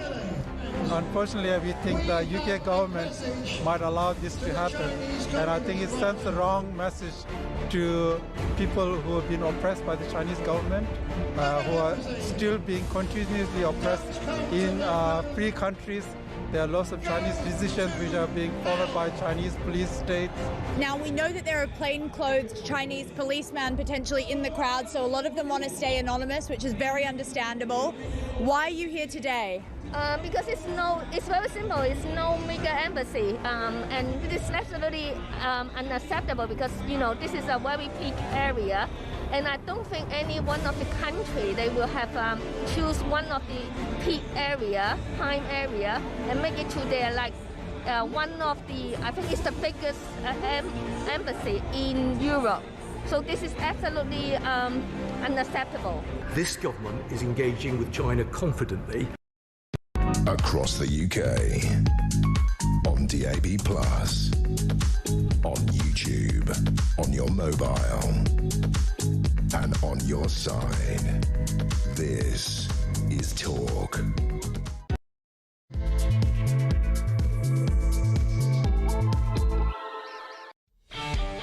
Welcome back, my friends. Just gone 8 o'clock. It is Wednesday morning. It's a wet Wednesday across the UK. And Talk doing stuff, the home of common sense. And, of course, the home of the alarm clock Brit. People have their say on the news of the day. It's down to you, my friends, as ever.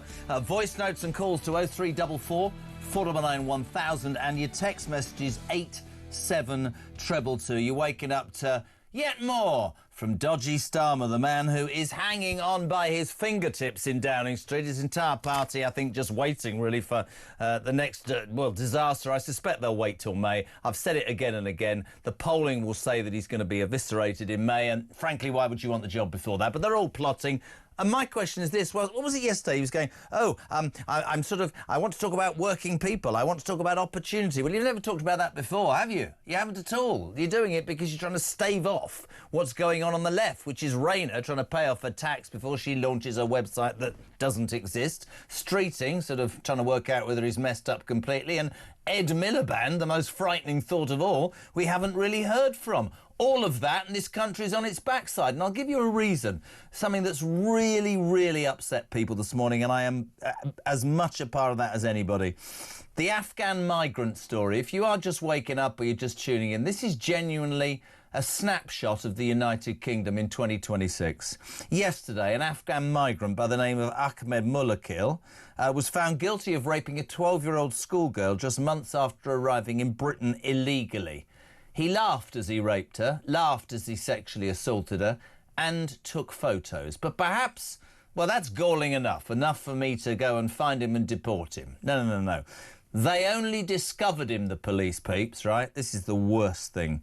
After he used his home office-based debit card they gave him. Thanks for coming to our country, leader. You have a debit card to buy the girl a drink after he'd raped her. Morning, Daniel. Good morning, Jezza. It's Daniel from Epsom here. Every single day I look at the news. So yesterday there was an Afghan migrant who raped a young girl. Then in the news today there's been a stabbing, an incident at a school. It's a daily occurrence. Native British people, this government's first duty is the protection of British people, and they're reneging on that duty. This is desperate. The King should intervene. People are just getting sexually assaulted and raped and attacked every day, and no one's lifting a finger. And here's the thing I want to say to everybody, and I'd love your take on this, 0344 499 1000. If you say that to a certain section of our society, they will say to you, no, come on, these people, this is racist, this is fascistic, what you're saying, this is wrong, these people have come from war-torn countries, right, and it's not fair, it's all about human rights. Well, I'm going to say this, right, they come from foreign countries illegally, they don't speak our language, and they do not have the same view and value about women. That is a fact. And until this country can cut the rubbish and face up to the fact that this is happening, yeah, we can look at America and people criticise, quite rightly, ICE. But these people need to be detained and they need to be deported. And if our political classes have not got the will or the, I don't know, gumption to come up with a plan, it is desperate. It is fundamentally wrong. And I don't get into trouble, but that was my kid. Genuinely telling you, I do time. And I ain't apologising to anybody. Let's say a very good morning to a man who, former Conservative Party leader, love this man, love his view on everything. He's far calmer than me. And Sir Ian Duncan-Smith, good morning, how are you? Good morning, David, good morning. It's just, before I talk about Starmer, I've got to talk about this Afghan rapist. Ian, I don't think politicians understand the depth of desperation, repulsion and anger that is growing in this country on a daily basis. Yeah, well, I think you're right. And I think the key issue here is what you do about it. And the thing you do about it is to deport people who have come illegally.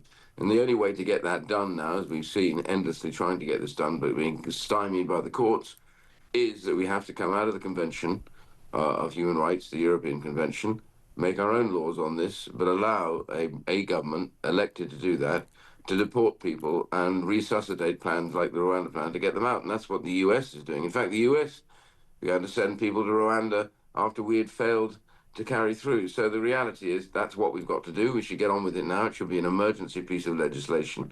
And it could be done long before the summer, and we could be deporting people in their significant numbers.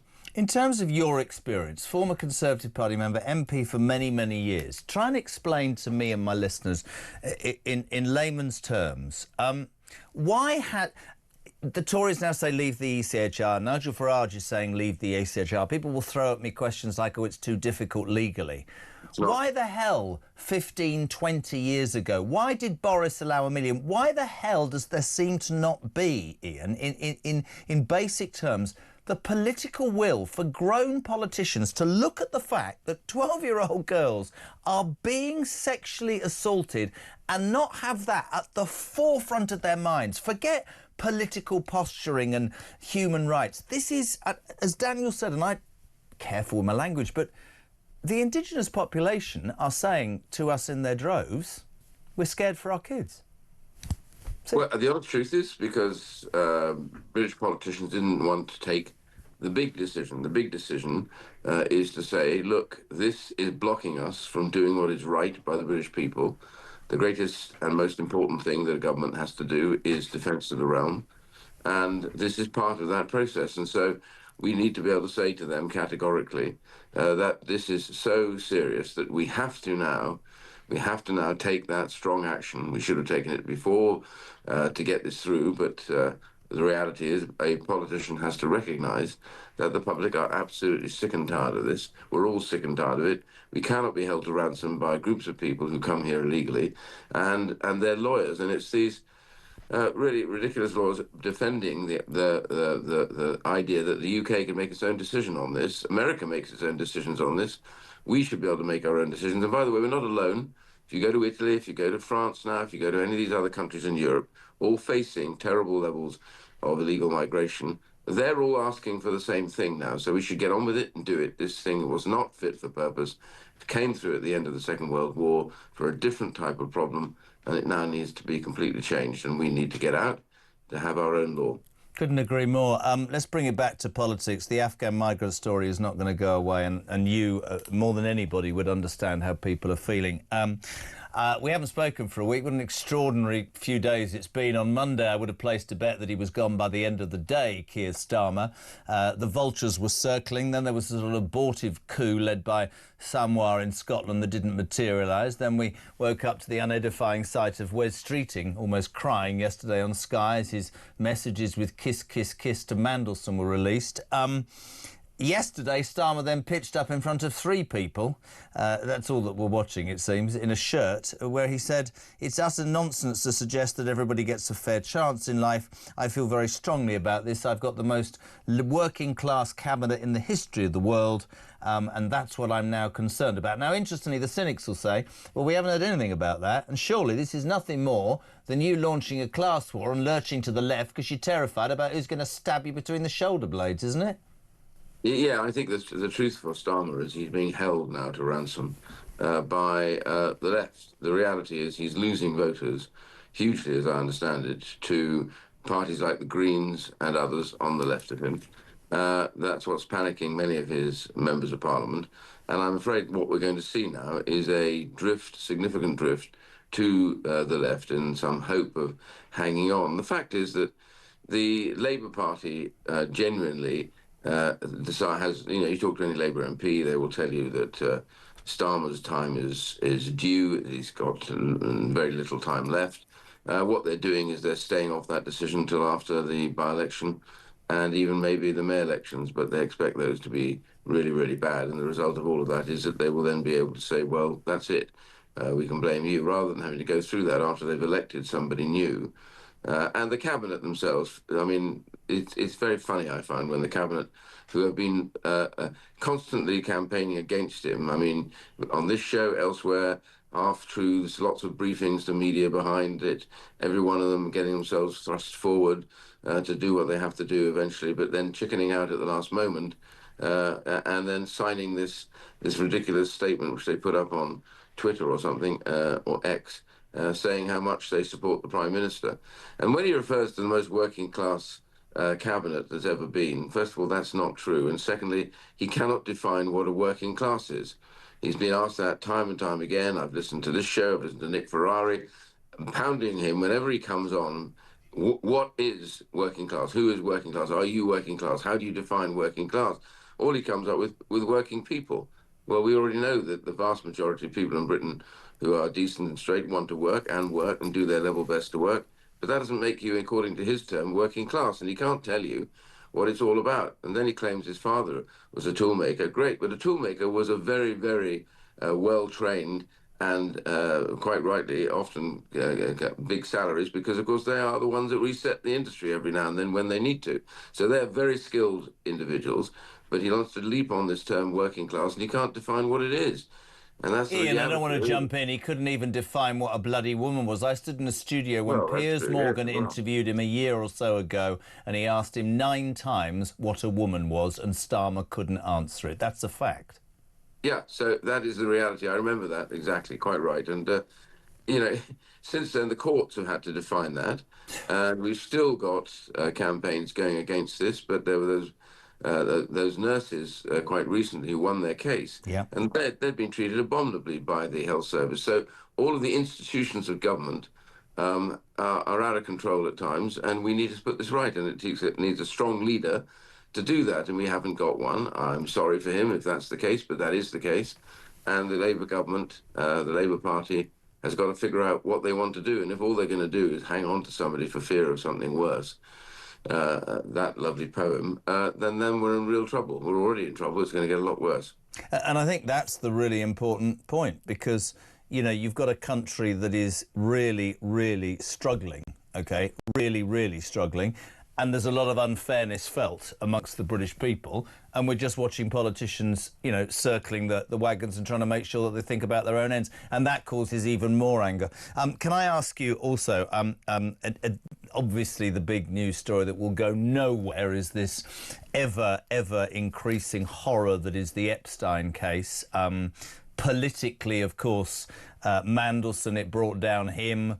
McSweeney, the communications director, the wormhole, the cabinet secretary, and all but name has gone. You made a point about the cabinet falling in behind Starmer the other day. I want to ask you this. If Starmer has to go because he appointed Mandelson, who was the best friends with one of the world's worst paedophiles, then are not the 24 cabinet ministers who have rode in behind the Prime Minister as culpable as well? They've shown their support for a decision that everybody knows was, frankly, unbelievably wrong. I was in a debate the other day about this, and they came out, the government came forward, I think it was on Monday, the government came forward with a plan for new legislation to tighten up the institutions, you know, all of this stuff. It was all had to be done so that we didn't ever have this process again to require people to declare this and declare that.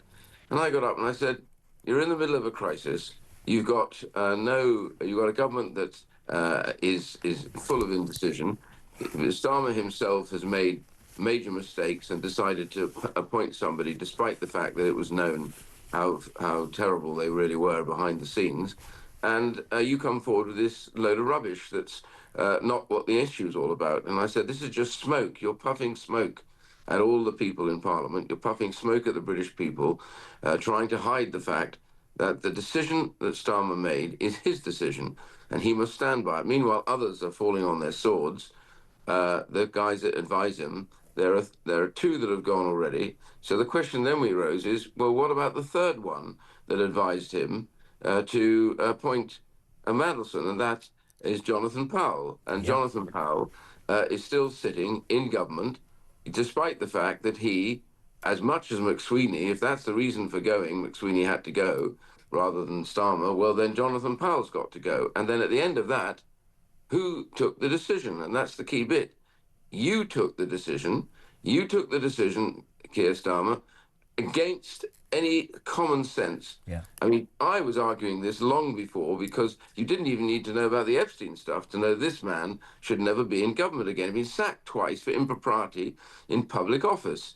He then was caught on this man Deripaska's yacht during the time when he was EU commissioner, and they were negotiating increased taxes, etc., to aluminium producers, and Deripaska, that oligarch from Russia, was an aluminium producer. So, you know, all this stuff, he has zero judgment.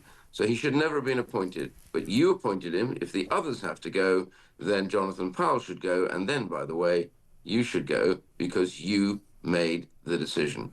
I read this morning, I completely agree, by the way, that the investigation into Mandelson's Epstein links is going to go back to the Blair era, for God's sake. Powell ensconced in that and Mandelson and everything. This has engulfed many people. I just want to ask you some specific questions. Does Peter Mandelson go to prison, Sir Ian Duncan-Smith? Well, the issue that I think is here to answer that question is what he did while he was in government. Did he attempt to leak government information to somebody outside when this is classified? And secondly, did he attempt to change government legislation as a result of his relationship with Mandelson? If he did, and there seems to be evidence now that he did during Blair's time, and if so, then that is an offence. And I'm sure the police will want, therefore, to deal with that, and he should be prosecuted. I'm afraid that is the crime that he would be guilty of. I don't have the evidence of everything else. There may be other issues too, other things that he's tried to do. But this much we do know because that's been in the media. And that seems to me to be enough for a full investigation. And there's no better word to use, so I apologise because I respect you. If he does go down, do you think he'll squeal and others that are equally palpable that we don't know about or, you know, involved in this revolting saga? Do you think he'll squeal? I do. Well, he may well do. I mean, if he does, and there are others, then this whole thing unravels.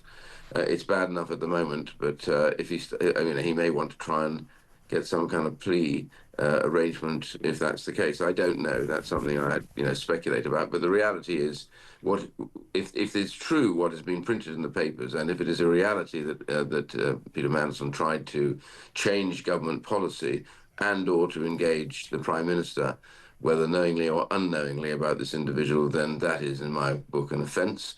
And I think, therefore, he'll have to be seeing the inside of a court for that. I just want to ask you quickly, before I ask you about the Royals, I've had this in from Russ in Leeds. Could you please ask Sir Ian why Poland can seemingly secure its borders and not accept anybody from European migration policy? How has Italy reduced its illegal migration by 60%? How has Denmark got the toughest policies in Europe? And now why is Germany starting to say they will remove people from the country? We always seem to blame the ECHR. Well, the reality is, it's at the end of the day, he's quite right.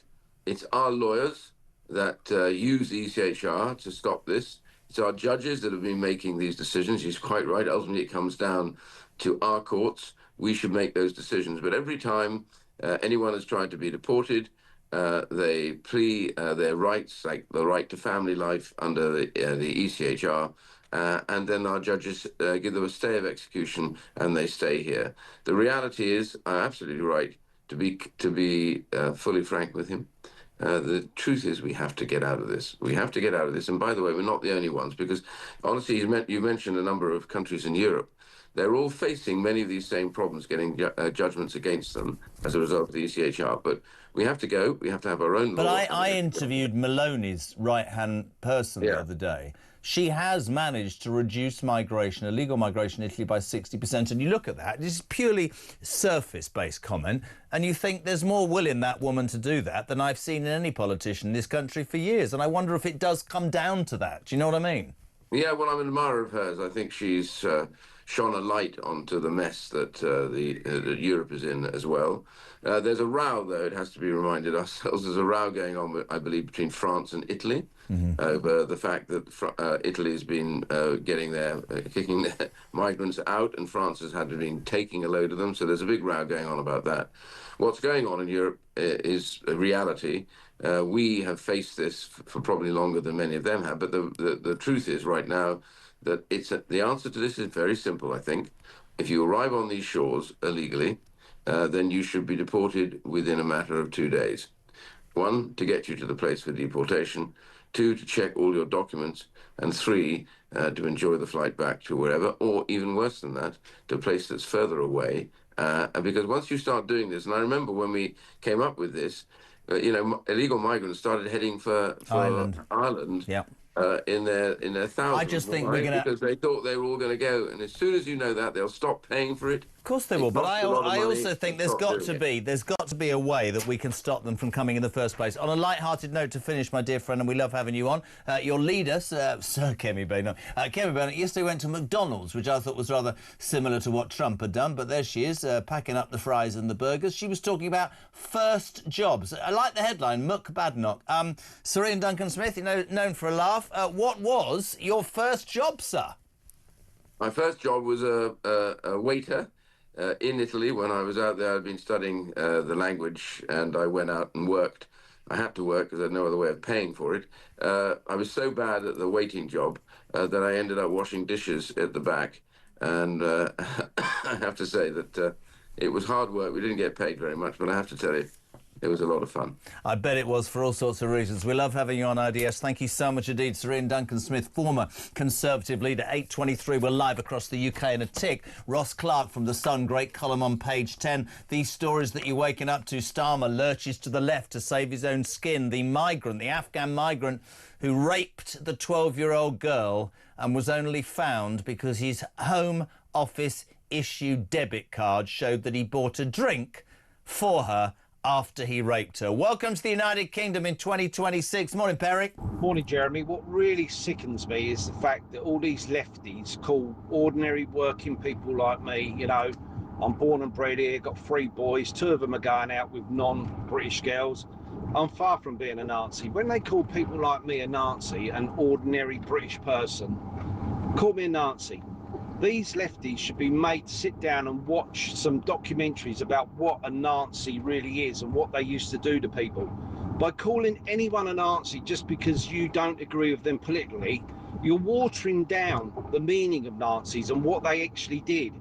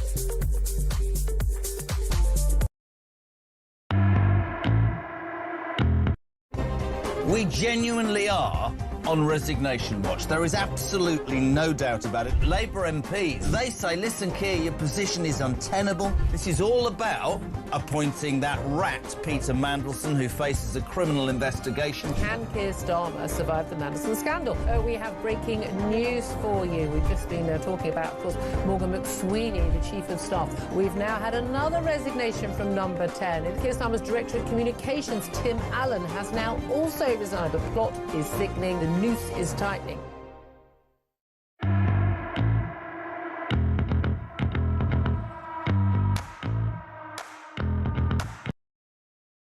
Across the UK, on DAB+, on YouTube, on your mobile, and on your side.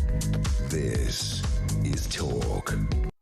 Welcome back, 8:26. Julia here from 10 o'clock. And don't forget, Prime Minister's question time. The first time Starmer will have stuck his head above the parapet since he was, seen to be hanging on for dear life. That will be box office. Hello, Pete. The problem is it never ends for the poor young rape victims, does it? There are consequences that will affect them for life, whilst most illegal migrants grab a human rights law and get away with it. Dave says Starmer didn't even know what a woman is until the Supreme Court made their ruling, although I'm still not sure whether he's understood it fully. So how does he know what it is to be working class? Alan in Middlesbrough, great point. Morning, Jez. 12-year-olds being raped by migrants and kids being stabbed in school. Meanwhile, our legacy media switch off replies on X to such incidents. Why? And Labour only talk about breakfast clubs. And HMRC want more tax. God, I'm depressed. Hello to Stephen from Wolverhampton. All right, mate. Black country. I can't for the life of me understand, this is true, why all the front bench in Parliament are up in arms about the rape of young girls.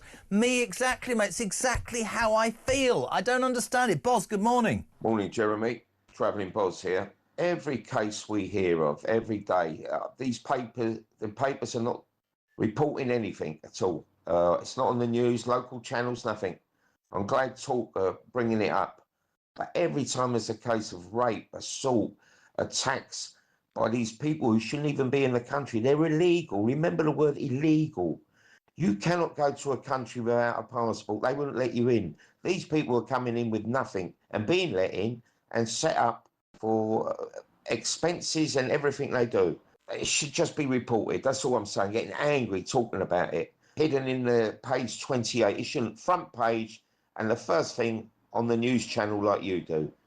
Let's get this sorted. Couldn't agree more. Stephen Ipswich. I've just looked on the Home Office website, and Afghanistan, Eritrea, Somalia, DAC and Pakistan all have travel bans because they're too dangerous. Yet the same Home Office allows illegal migrants from some of these countries to live in our communities. Tell me how that makes any sense. Good morning to Linda in Deal in Kent. Morning, Linda. Jess, she says, why does the government not call a state of emergency and stop when I am prepared to call an invasion? They should just ignore the ECHR. Europe will be upset. Tough.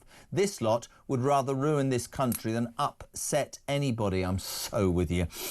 Joe Hanlon, Shrewsbury, regarding the use of the ECHR. Is it only for immigrants, or can the British people use it to enforce our human rights, such as the violation of our women and children, the after effect of which affect family life forever and therefore defy the right to a decent, family, law-abiding life. And this from Ian Grant. Message to Keir Starmer. Good morning, Keir.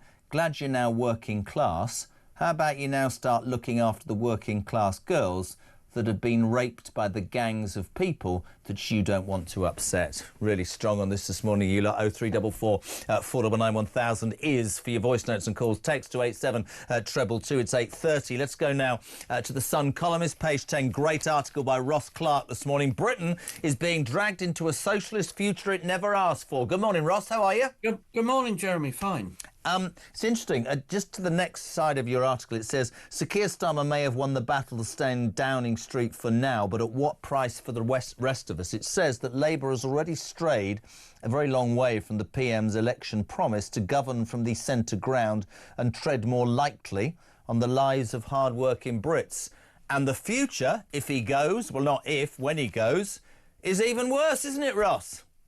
It is indeed, and when we voted, or when the country voted Labour, not very enthusiastically, on 34% of the vote, but when the country voted Labour in 2024, it was in the belief, in many cases, I think, that this was going to be a sort of another Blairite government, which wasn't going to, well, for all its faults, the Blair government didn't tax us to extinction, it didn't frighten businesses, it allowed economic growth, it didn't punish aspiration.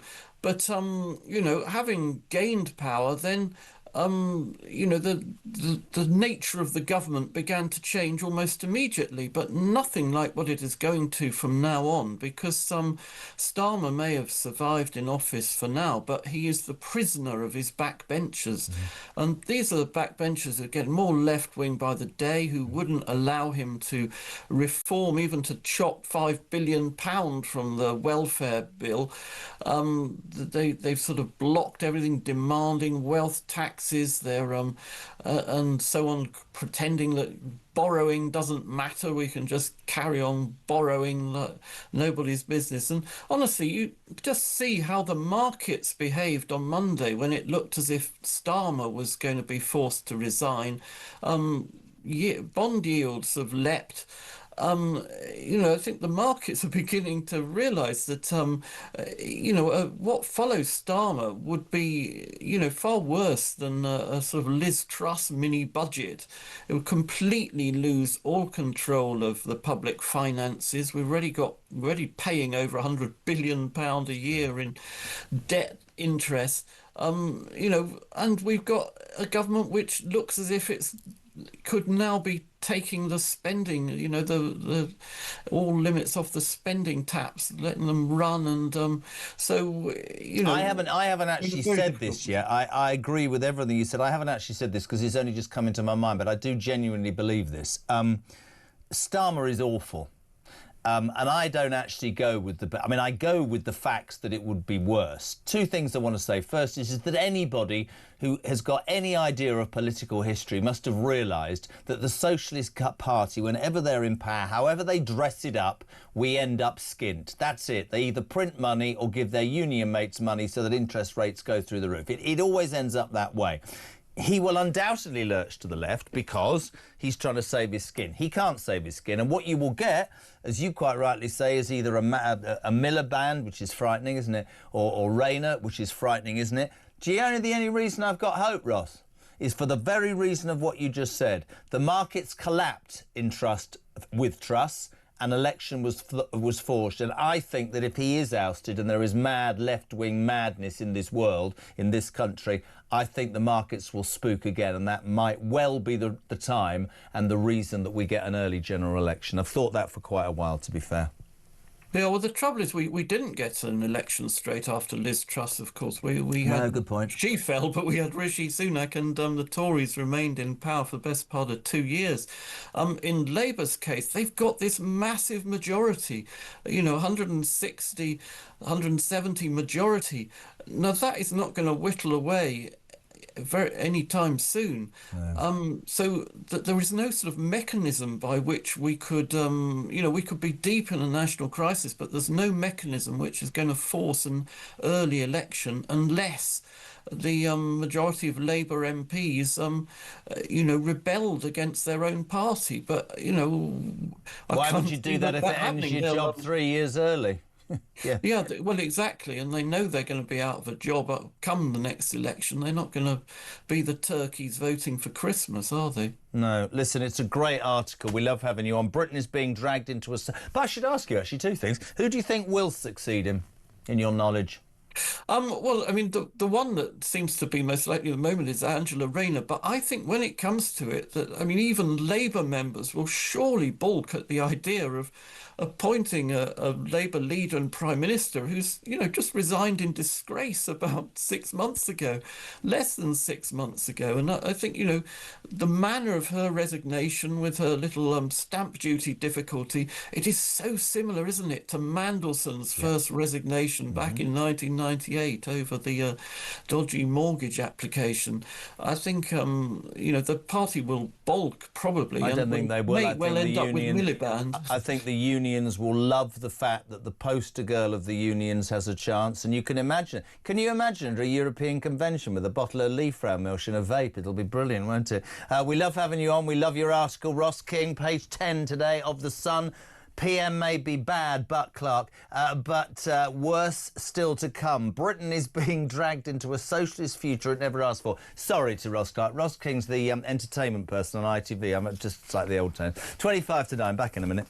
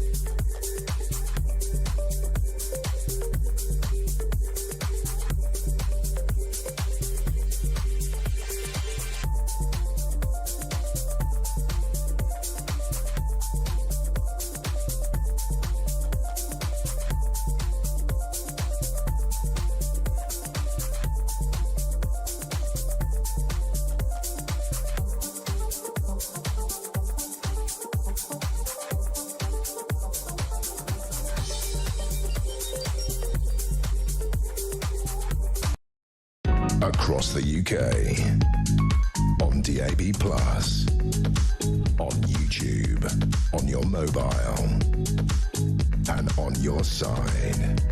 This is Talk.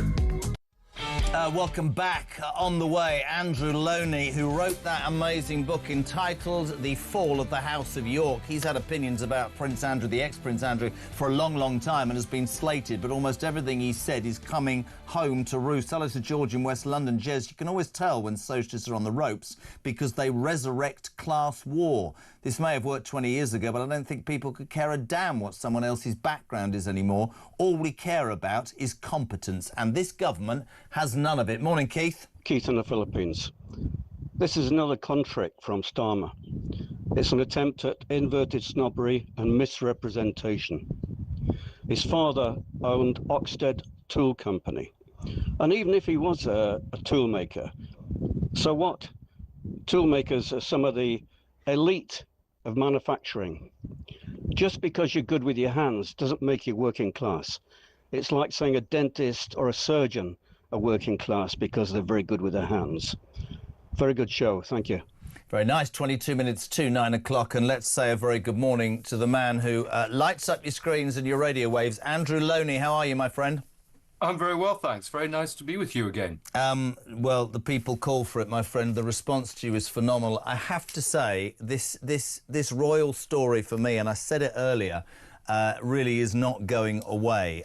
We've talked and seen about Andrew and the revelations. Just overnight, a couple of things I wanted to throw at you. The first, Prince William in Riyadh, heckled, people shouting questions about Andrew. How much did you know? Should more happen? He, head down, ignores that. We saw the clip yesterday, of course, with King Charles, where the man shouted out, "Why are you covering up for your brother?" You and I spoke yesterday about intolerable pressure. Overnight, victims of Jeffrey Epstein and a senator calling for the ex-Duke of York to be hauled in front of Congress. Can you see that happening, Andrew? I can't see him being hauled in front of Congress because he doesn't have to, but he could be hauled in front of the House of Commons, and I think that's certainly an option. But it's clear the royal family are not able to read the room. The public, again, are way ahead of the royal family. As you know, I feel that Charles has actually been compromised by this situation. I mean, he's known about it. He hasn't dealt with it. They've tried to cover it up and actually suppress it for years. And I think making mealy-mouthed comments about sympathy for the victims isn't going to persuade the public that the royal family are taking this seriously. And I think we've now reached a point where, unless they make some really clear statement about what they knew, when they knew it, what they did then, what they're going to do, I think that Charles should be considering his position. It's very similar to Starmer, someone whose judgment has been called into question, and it's time now for the stables to be cleaned. It's really interesting, actually. We talked yesterday about, could the ultimate happen? A man, Charles, who waited all of his life to be king, is he so compromised that the only way to save the thing that I know in his heart and heart he believes deeply in, he's talked about, streamlining it and making it more appropriate for 2026. I said to you yesterday, if the option of saving the monarchy is to abdicate in favour of a clean sweep and his son and the wonderful Kate, who I think garner huge, huge respect, would he do that? Kinsey Schofield said something this morning which I wanted to put to you, which I think is fascinating. She said there's a way for that to happen. He's ill, the king, isn't he? It's a very interesting point. Yes, absolutely. I mean, I think this could be his great service. I mean, this was an opportunity to reform the royal family, and if that requires him to step aside for a new generation who are not tainted by these allegations, that may be his greatest service. But absolutely, they have an excuse for him at least to take a less active role, even if he doesn't abdicate. So they do have some options, but I don't think they can continue to make rather bland statements, given the anger that there is out there against the way that this story is unfolding. And I think also pressure needs to be put on both the police and on the government, because they too have been covering up for years and need to get their act together. Well, I was talking to Peter Blexley about the Met Police and close protection, and he said they absolutely should now, privacy is very important, turn a blind eye, but they will be culpable. And I think you're right. I think people in the police forces, close protection, security, and all those Foreign Office officials that you talked about yesterday. And I just, overnight, there was a poll here. Majority of people think the king should encourage Andrew to testify. This ain't going away, is it, Andrew? No, absolutely not. I mean, there's still a lot more to come out. I mean, I found a lot of new material, which is very damaging. I mean, it's getting darker and darker, the story. I think also we mustn't take our gaze away from Sarah Ferguson, who's shamelessly running around the Middle East trying to get her career back. And she was a material witness to all this. She was actually, there are more numbers for her in Epstein's book than Andrew. She was often staying there. She would have seen things. Why hasn't she been questioned? And I think there are big questions over Sarah Ferguson's use of charities for her own financial benefit, and indeed for ways that she's been running companies. Lots and lots of stories I found which I think could be investigated and could well lead to charges. And your reason for saying that you believe there's been an institutional cover-up for years is because, and more strength to your elbow, you've been able to find this. Now, many barriers were put in your way. You were threatened, weren't you? You were ridiculed. You were threatened with legal action from all sorts of quarters, which is why, in a way, it sustains you to keep going. Yes, I mean, it's very gratifying to see that the things that I found and the things I was told have been proved to be true. But there is a big campaign against me. I understand paid for by an Arab billionaire to discredit me and the book, negative reviews. I mean, it has been a long, long campaign just for trying to tell the truth.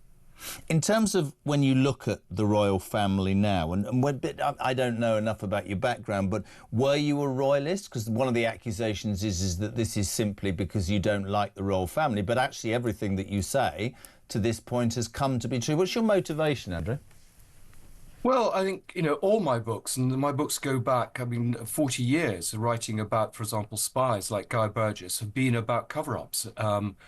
And about, particularly by the establishment. So this is nothing new. I'm a former Conservative political parliamentary candidate, so I'm not someone from the wild left. I'm a very strong monarchist, which is why I feel so strongly that this corruption needs to be rooted out for the sake of the institution itself. Do you think that this... God, there's so much I could ask you, blimey. Do you think that it can survive if, say, the king... I mean, look, let's ask you the question. Do you think he could, should or might use his cancer as a reason to step aside? I think that would be a very neat device. I think, as I say, he's deeply compromised. I mean, nothing was done for years. I mean, Andrew was under MI6 surveillance. This stuff was reported to the Queen and to Charles. Charles has been on the throne now 3.5 years. He can't. When I suggested the Queen was complicit in this, I was ridiculed, and now we find that she's the one who's been thrown under the bus by the royal family to take the blame. And I think the neatest solution might be to use his health concerns for him to step back, absolutely. In terms of the monarchy as an institution, we hear a lot about, you know, it needs to modernise, and Charles has led the way. Just to repeat, you believe that William and Kate can secure its future with that sort of clean brush because they're not old enough to have been implicated. That's your reason for supporting them, right? Yes, I mean, I think they grasp the nature of this problem. They're not involved with it in the way they haven't been involved in this cover-up that's been going on. They're wildly popular. I mean, clearly, William would prefer to wait until he comes to the throne. But I do think this is a huge crisis for the monarchy. I mean, I think far worse than 1936, which I've written about. And it just may be that is the solution, because this process of just sitting on their hands, hoping the problem's going to go away, isn't going to work this time. Well, that old adage of the royal family is always just, you know, carry on, don't complain. But silence is not, you know, not going to work. Can I pick up on something you just said? You talked about how Andrew was under surveillance from MI6. You also talked about much more to come. I'm sure you can't give too much away, but what are you talking about? What was he under surveillance for? Well, Andrew had some very, very dodgy associates, as we know, and these included sex trafficking and money laundering rings run by Russian intelligence. So, as I keep saying, this is a national security problem. The easiest way to penetrate the British establishment was through the royal family and the greed of particular individuals, because there is absolutely no scrutiny. So if you want to launder money, you can do it through royal accounts, which are not subject to any supervision. I mean, if we remember back, Andrews was able to sell his house Sunninghill for £3 million more than the asking price when there were no other bidders. And this was all done through secretive trusts, and people like the solicitors and the bankers, I could better not name them, who should have gone through the money laundering regulations, did not do so. It's now clear that this was money that was being laundered into Britain. You know, the fact is that Andrew was under surveillance, as was Sarah, for some of her associates going back, and this was reported to the palace. In fact, the palace was sent away with a flea in their ear. There's one story I was told of $5 million in a suitcase given to him in Kazakhstan. You know, this is financial corruption at the heart of the royal family that was actually supported by the institution itself. And of course, you talk about that suitcase, and it brings me back to that time that King Charles, then Prince Charles, had the suitcase, well, the 2 plastic bags of money when he'd been to Saudi Arabia. That's a fact. That was reported at the time. Is he? I mean, you say tarnished by it. Maybe that's the whole problem here, that the public will not accept. Just as you quite rightly just say, oh, let's keep quiet and it'll go away. It just keeps reminding me of the Queen in Balmoral, as I said to you yesterday after Diana's death, that the strength of the British people should never be underestimated, the silent majority, and I think they're going to push and push and push. What else can you tell us, if you can, that we should expect to be hearing? What the murkiness you talk about? Well, I mean, I understand that Surrey Police have contacted the FBI about a story there connected with Andrew. There are all sorts of stories about dead bodies and people being killed in rough sex. Sorry? There are Sorry? stories. Dead bodies, people being killed during rough sex. Now, this is all in the Epstein revelations and hasn't been dealt with. So there's a lot of stuff that is beginning to emerge. It's much darker. I had a lot of people talking to me about satanic rites, which I totally ignored, but there were lots of them, and I'm now beginning to look at some of those stories again. Andrew, it's an extraordinary... I mean, it just seems, in my lifetime, I don't think I've ever seen a story like it. And interestingly, and I think there will be people who will go, what? But there will be other people who will start to say, this is just gathering pace. But as I will say every day, we should never underestimate the British people and their desire, quite rightly, I think, for the truth. And we appreciate you being on. We appreciate your honesty, and we will continue to drop in for your take on this all. Thank you so much indeed. Andrew Loney, who wrote entitled The Fall of the House of York, some amazing revelations that people, by the way, let me point this out, for he's just talked about parties and dead bodies and things. I mean, you might go, what the hell? But he also talked about this 10 years ago, and everybody told him that he was absolutely mad. Turns out he's not. 10 to 9.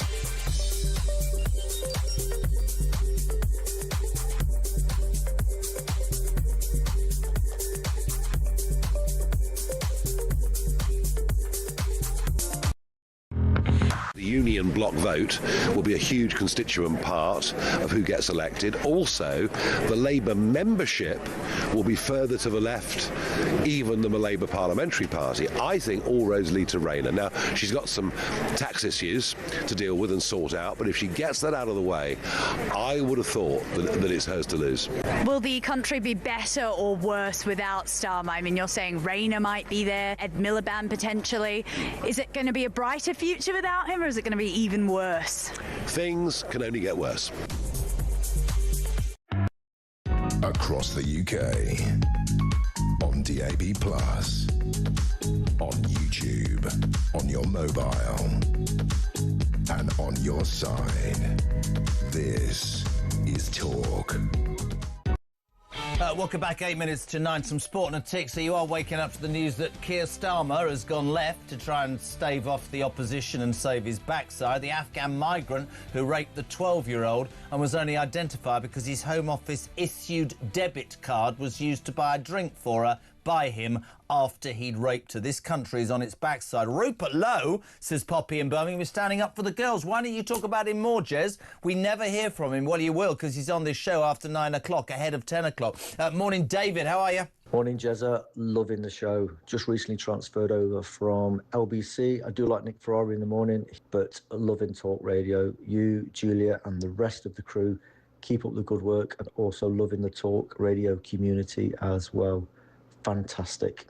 Did we pay him to say that? Or maybe he is part of what the audience figures told us last week, that more people than ever before are listening to this station for longer, and we thank you for that. It's because of the truth. We talked very quickly, by the way, about the Afghan migrant, the terrible story this morning. It's not on any front page. The Sun talk about it. No other newspaper. Why? Oh, human rights. Now, listen, scumbag, you raped a girl. Get out of my country. Sorry, it's how I see it. Time for some sport. Push the button. Oh, we don't... Great, you've made me look like a right idiot now, haven't you, Big Mark? We'll say ring the producer. We'll say a very good morning to TalkSport presenter and legend, Alex Crook. Good morning.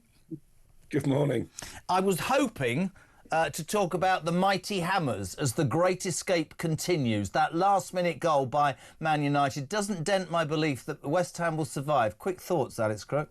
Well, as a Manchester United fan, I was probably happier with what happened in stoppage time than you were. But do you know what? Again, a much improved performance from West Ham. I thought you were dead and buried. I've got to be honest. After you were beaten at home by Nottingham Forest, lost at Wolves, which is an achievement in itself this season. I thought there's no way West Ham turn this around. But your performances have improved. You've shown a bit of character, and you've got a certain other team in London who are dropping like a stone in Tottenham. Yeah, we all want Spurs to go down. Alex, TalkSport leads the way. It's the most fantastic radio station, as we know. But yesterday, even by your standards, there was an almighty row between Simon Jordan, who does White and Jordan at 10 o'clock every day, and Eni Aluko. This is the female sports commentator who got into a spat. Very quickly explain what happened between her and Ian Wright before we play the Simon clip. Well, basically, this goes back several months now to Eni Aluko complaining that maybe Ian Wright was getting the opportunity to commentate and present on women's football and blocking the path for female pundits. She's done another interview, I think, on a podcast this week where she doubled down on that claim. Since her first attack, if you like, on Ian Wright, she's lost her status as ITV pundit. In fact, I think she lost all of her work in the UK mainstream media. I don't know if this is an attempt to try and win it back or just to settle some old scores. But either way, I think when you take on Ian Wright, who rightly or wrongly has become a bit of a national treasure, there's only going to be one win in that particular argument. So she pitched up on TalkSport yesterday. My good friend Simon Jordan didn't hold up and basically said, you're just playing the race card, love. Have a watch, have a listen. You've just said you think Eni is guilty on occasion of playing certain cards. I do. Is one of those cards the racism card? I think so, yes. Well, yeah, I think to suggest that, but questioning the validity of DEI and saying that's a racist thought, I think is wrong. A court has said it's a racist. How listen? I think questioning DEI as a policy and quotas as a policy over merit is not a racist thought. One of the most interesting statistics is young white men in this country are the most disadvantaged. But no one's interested in that DEI perspective. I wouldn't say no one's interested. Well, they're not really. I think that, you know... Well, they're only interested, and if we start talking about it, it goes back to what's happening in other ethnicities. Well, look, I came on here to talk about anyway, it's gone off on football, but... And then he went further, and I have to say I agree with him. He said, well, then he talked about her punditry. The language that you use, Eni, is, to me... It's steeped in a sense of entitlement. I mean, the sheer weight of the entitlement that you seem to believe that you have would resink the Titanic. I think you've been quite fortuitous. I think because of initiatives like DEI, they've allowed people to be put into positions in the men's game that I don't think they've merited. And now that sort of seeds an attitude that you become a stalwart in the women's game. Alex Crook, I want to tell you something. I've long wanted to say this because my father-in-law, Rob, and I watch football all the time, and he's 80 years of age, and he's a Chelsea fan, which is very sad. But it enrages him, and I just want to throw this into the argument. He says, can you explain to me, and I'm 80, why when I watch a men's football match nowadays, there always has to be a female commentator? And if that's balance, he always says to me, can you tell me then why there's never a man, bar Ian Wright occasionally, covering female football? And he and Simon Jordan have a point, don't they? Well, I think this is where Eni Aluko's argument falls down, because if she's saying basically that the women's game should be a closed shop for female pundits, then therefore there is a counter-argument that maybe ex-female players shouldn't be allowed to work in the men's game. I totally disagree with that. I think there are some excellent female pundits. I don't believe that Eni Aluko particularly is one. She described herself during this exchange with Simon Jordan as a brilliant pundit. I think there'd be a lot of people who would push back against that. One of the key factors, I think, when you are a pundit is likability. And if you look at the reaction on social media, and it's not necessarily a complete science, but it doesn't seem like Eni Aluko has that likability, certainly not with your run-of-the-mill football fan. And I think it's great that someone like Ian Wright, with the history he has in the game, has thrown his weight behind the women's game. Yeah. And I think the more ex-men's players who follow suit, the more it's going to raise the profile. But the point that Simon makes so well is, I think all of us with the brain cell are happy for balance. But yes. DEI has gone so far the other way that it becomes a box-ticking exercise, not based on ability, not based on talent or likability, as you say. It's about let's get that person in because of their gender or their sex or their race or their religion, to the detriment of doing the job correctly. And that's the problem, isn't it? Absolutely. And I think it is I think it's very difficult now for certain members of society to get their breakthrough working in the media. Because, it has gone, in my opinion, too far the other way. If I was in a position where I was head of sport at ITV, I wouldn't be looking at colour, I wouldn't be looking at ethnicity, I would be looking at talent and ability. Call me old-fashioned, but that's how I've always worked. The boss of a very impressive television network once told me that if you're white at the moment and middle class and 25, you are not at the front of the queue. You're probably nearer the back, and that is exactly what Simon Jordan was brave enough to say, and I stand with him. Alex, not bad for a Manchester United fan. Get off. Thanks very much, my old friend. TalkSport covering all the main sport, and talk about likeability. I've lasted 30 years and no bugger likes me. Right, it's almost 9 o'clock. We're live across the UK. Dan Hodges starting the next hour. He's a lot to say about the Prime Minister. And Rupert Lowe, independent for Grady Yarmouth, all that on the show before 10 o'clock. And Julia, the news at 9, next on Talk Breakfast.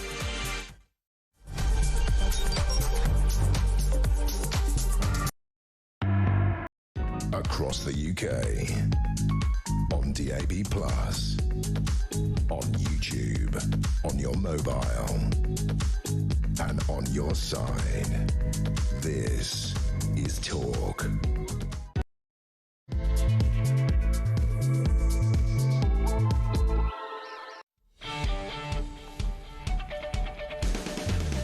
Welcome back. Just gone 9 o'clock. We're live across the United Kingdom on Talk, the home of common sense, the home of alarm clock Brits. And thank you, I'm going to keep saying it.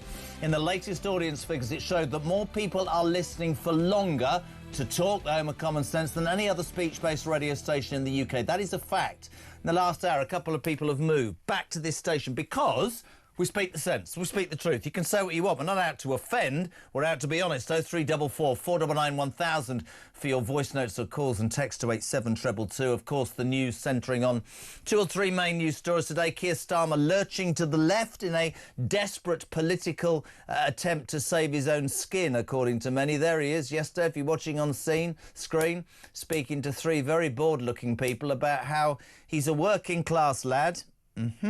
It's all about the working classes, and I have the most working class cabinet in history. Hasn't mentioned that before. I'm sure it's something to do with the fact that Rayner and Miliband won his job. But who am I to say that? We'll have Dan Hodges in just a tick. What does he think about the current situation? You have been rightly appalled this morning by a story that the mainstream, I hate saying that, but it's not on the front of any newspaper. The Sun reported the Afghan migrant found guilty of raping a 12-year-old girl in Nuneaton in Warwickshire, jailed yesterday, and it came out that this guy laughed, Ahmed Mulakil laughed, sexually assaulted, and then took indecent images of this young girl. And for people on the left, or people who go, oh, come on, he's come from a war-torn country. No, he hasn't. He'd been here a matter of weeks. He's an Afghan who barely speaks English. But get this, my friends, he used his Home Office-issued debit card to buy the girl a drink after he raped her. And that is the only way that the police found him. As Joanna in Salisbury says, the Afghan identified by his card. The vast majority of child rape and sexual abuse cases remain unsolved, less than 3%. 1,646 child rape cases waiting to go to trial. I wonder how many are migrants. Ben in London goes further, and I completely identify with this. Whatever side of the political spectrum you're on, how would Keir feel if the next rape victim was a relative or a child of his? Whose human rights, in that instance, would be a priority to a Prime Minister who makes that his priority? Good morning, Barry. Barry in Norwich. I can't understand why no one hasn't sued the government yet for negligence. The government allowing these people to come in and rape our children and rape our women. Why isn't no one suing them for negligence? We say a very good morning to top man as well, Dan Hodges from the Mail on Sunday. Dan, good morning. How are you? Good morning. Very well. We can talk about Starmer, but let's start with this story that nobody seems to have been talking about on the front pages. And I don't, you might go, oh, I have been ranting, because it makes me sick to the bleeding stomach as a father of teenage girls. And I am sick to death of people on the left saying to me, well, white men rape women. Yeah, they do.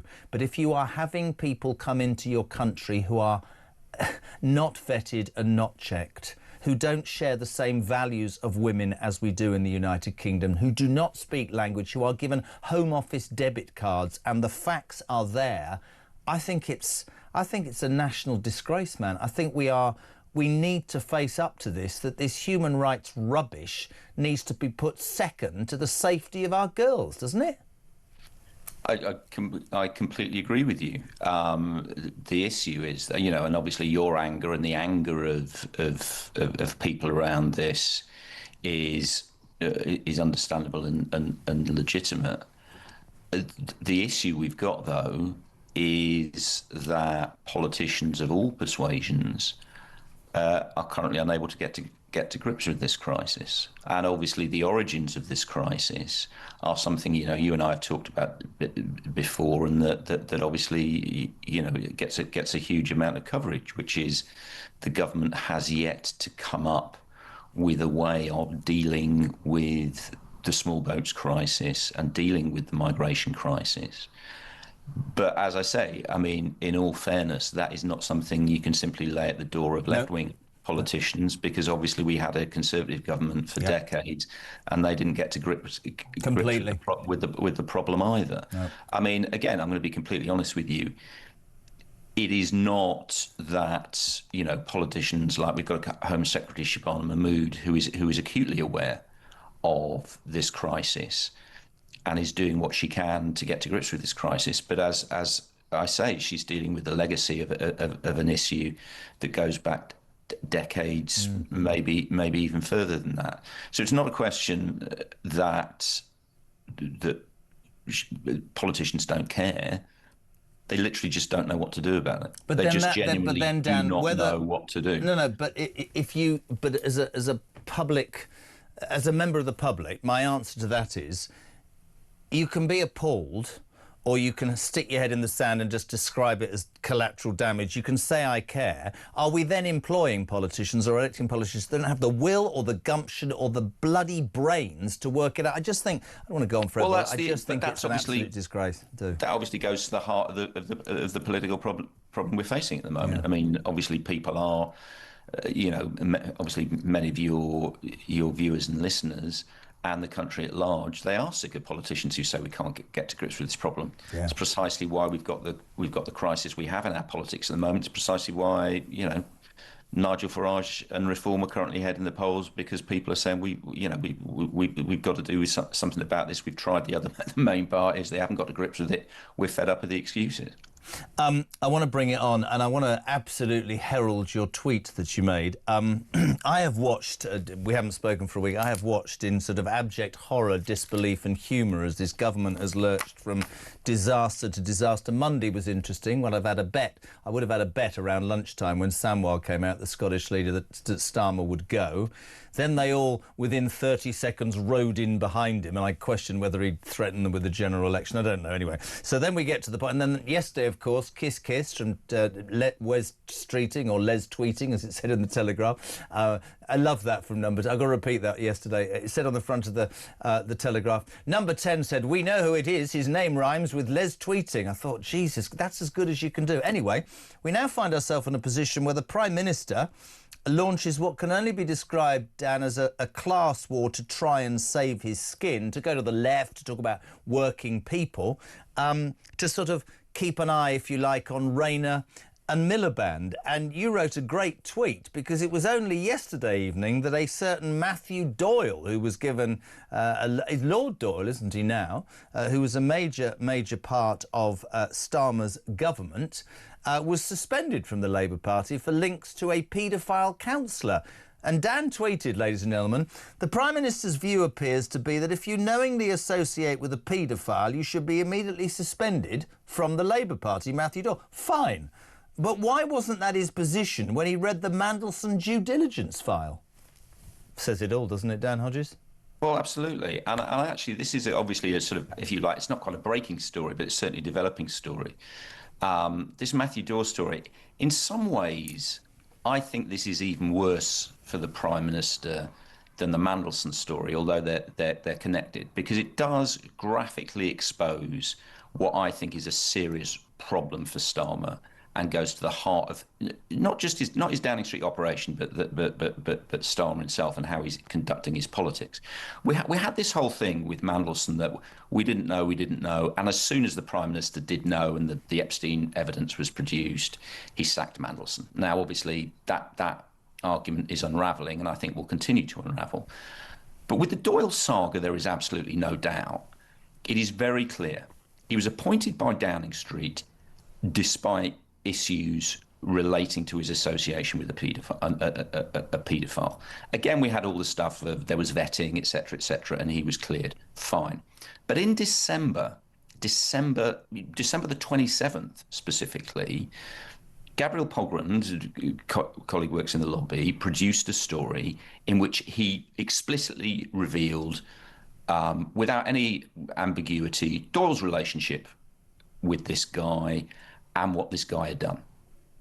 So Downing Street were aware of this in December. Keir Starmer did nothing. Downing Street did nothing. Keir Starmer did not care at that point. Keir Starmer was perfectly happy at that time for Matthew Doyle with this association to continue to be a peer of the realm, carrying the Labour whip, following his, Keir Starmer's, personal appointment of him. Now, all of a sudden, we've got Labour MPs running around saying, oh, you know, the Prime Minister has acted decisively, you know, the Prime Minister thinks things need to change. No, hang on, the Prime Minister didn't act decisively. The Prime Minister didn't care. What changed was the Doyle appointment became a political problem for Keir Starmer. And this is the thing this is the pattern we're seeing now. And, obviously it does actually, in a sense, link back to what we were saying before. We've seen it with the grooming gangs. We've seen it with the Mandelson saga. And now we're seeing it with Matthew Doyle. Keir Starmer, we get all this stuff about it's all about the victims. Keir Starmer does not care about the victims until the victims become a political problem for him. That's the moment he acts. That's the moment the Labour Party acts. It's only when it's Keir Starmer's position that it is risk. Not that when victims are at risk, that this government acts. And frankly, I am sick of the sight of Labour ministers gaslighting the public and telling us, we're going to see it all day today. We're going to see it all day. We're going to have Labour ministers out there gaslighting the public, saying, oh, the Prime Minister acted decisively. The Prime Minister thinks needs to change. No, he doesn't. He only acted in this case because it became a political risk for him. Which, of course, then begs two questions. One is, how many more of these appallingly badly judged appointments are there? How many more skeletons are there in the cupboard? And, as we've said from the beginning, you and I know that you had more hope, and even I had a bit of hope at the beginning. It's been an absolute travesty, the whole thing, is his judgment is just not, in my mind, it's not good enough to be the Prime Minister of this country. We can talk about DNA and political antennae and not having a plan and getting rid of this and getting rid of that. But I look at, this is personal, really. I look at the man, I look at him yesterday in his shirt sleeves in front of three people who look like they were vegged out on Mogadon, right? You just don't buy, I don't buy, I'm being straight here, I don't ever feel it comes from his heart. I don't ever feel he genuinely believes it. I've always looked at him as some sort of android who is told by somebody that a focus group has said, if you do this now, and that ties in with what you've said, that the Matthew Doyle scenario, the Peter Mandelson scenario, the Morgan McSweeney scenario, the Chris Warmold, all of that only becomes relevant in his world when he's threatened. And that is not best way I can describe this, Matt, it's not a proactive Prime Minister. I think he's a reactive Prime Minister, and I think the British public know that.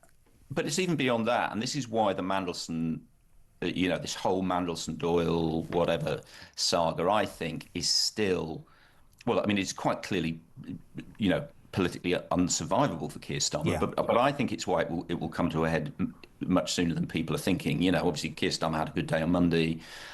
It's all relative, obviously, but he had a good day on Monday. But the key thing is this, it's incredible the speed with which these things moved. This time last week, Keir Starmer gave a speech, and he stood up and he discussed the Peter Mandelson saga. And he said, even though he was aware and had been handed a file by the Cabinet Office detailing Peter Mandel's ongoing relationship with Epstein, he basically tasked his officials to interview Mandelson. Mandelson said to his officials, and by extension to Keir Starmer, Not only that did he not have an ongoing relationship with Epstein, but in Keir Starmer's only words, he barely knew Epstein and had not enjoyed hospitality from the man or a close relationship. Now, within the file that Keir Starmer was presented with is a photo that we have all seen of Peter Mandelson with Jeffrey Epstein in his Paris flat with a giant birthday cake, blowing the candles off a giant birthday cake. Yeah. Keir Starmer then went on to say and tell the country he had, quote, he had no reason to disbelieve Peter Mandelson when Peter Mandelson said he barely knew Epstein. Now, this is not just incredible. As you said, this goes to the heart of the governance of our country. Yeah. There are either two answers to this conundrum. Either Keir Starmer knew Peter Mandelson was lying to him and appointed him anyway, in which case, in my view, that is quite clearly a resignation offence. Or Keir Starmer didn't know. Keir Starmer genuinely was duped. Keir Starmer looked at a photo of a man, of the two men, and a giant birthday cake, and when Peter Mandelson said to him, I barely knew the guy, Keir Starmer said, OK, fair enough. Yeah. In which case, you're absolutely right. He quite clearly does not have the critical faculties, sufficient curiosity, and sufficient cynicism to be Prime Minister of the United Kingdom. This is the man who we're told we should put in front of Vladimir Putin. Yeah. No, mate, I couldn't agree more. And the only thing I wanted to say to finish it off was, I thought he would go voluntarily before today, because I think Prime Minister's Question Time might be the most uncomfortable / brilliant thing to watch in the history of the world. I mean, I'm not, hopefully Badenoch will bring it to the party. I'll be asking about the Afghan migrant and saying, what was that if that was your daughter? But the guy has been caught out. Last Wednesday, none of us will forget when he went, yeah, I did know. And the whole thing, everything just comes tumbling down. He's got to stand in front of a bunch of people who don't trust him, who want him out, and face a bunch of people who are going to ridicule him. I mean, for all those people who go, oh, he's brought it on himself. You said sooner rather than later. Final question. Great to have you on. Love having you on, Dan. Why would anybody want to be the leader of the Labour Party and Prime Minister when you've got by-election on the 26th of February and then, of course, the May elections where every poll says they're going to be eviscerated? That's like a Premiership manager going, like I said earlier, can I wait 2 weeks because we've got Arsenal, Man City, and I'm going to get absolutely nothing out of that, and I want to come in when we're playing, I'll give it to you, West Ham. That's how I see it. Why would anybody want the gig? That is basically why Keir Starmer is still in Downing Street, because we had all these, these protestations of loyalty and fealty on Monday from the cabinet after, in fairness, Downing Street basically put a gun to their head. Yeah. But the reality is, people are waiting till the local elections. The by-election will be the first trigger, and then the local elections, to get their campaign set up. Obviously you can see it. Websites are popping up all over the place at the moment, which is always the big tell. We will see. I think obviously you've been talking about Rayner Streeting, Burnham, etc. I think over the next couple of weeks we'll see more of the cabinet big beasts start to get onto the park as well. As you say, they just don't want to be tainted by the local election results. They want to be able to point to Starmer and say he's electorally unviable. They want, effectively, what they want is they want the British people to get rid of Keir Starmer, not to have to do it themselves. So I love it. Completely with you, mate. Listen, love having you on every Wednesday. Really appreciate your time. Check him out in the Mail and the Sunday Mail as well. Brilliant. Dan Hodges, thank you very much indeed. 9:20. Morning, Peter. Morning, Jezza. I think if King Charles wants this country to support him, he's got to do something for us. He's got to dissolve this treacherous, treasonous Labour government before they can do any more damage to his people. It's just outrageous what they are doing to this country. Cheers, buddy. You're doing a great job. Good man. 9:20. If you want to be on ahead of 10 o'clock, and Julia Hartley-Brewer, 0344 499 1000 for your calls and those voice notes, of course, to Christian. You can also text 87222. Kay Jones is a very happy woman. We say a very good morning to the Independent MP for Great Yarmouth, Rupert Lowe. Welcome to Talk Breakfast. How are you? Morning, Jeremy. How are you? Well, I'm all right. I'm slightly angry about lots of things like you, but I'm cracking on, my friend. You look like you're sitting comfortably somewhere after probably a nice breakfast, whilst I've been up since 2 o'clock and haven't eaten anything. No, I haven't had any breakfast. I've been on the run. I've sort of made time to talk to you. So here I am sitting in front of my Francis Bacon copy picture. Good man. I don't want to talk about Starmer to you. I want to talk about something that has completely galvanised the audience this morning, as it damn well should. And I have to apologise. No, just be honest.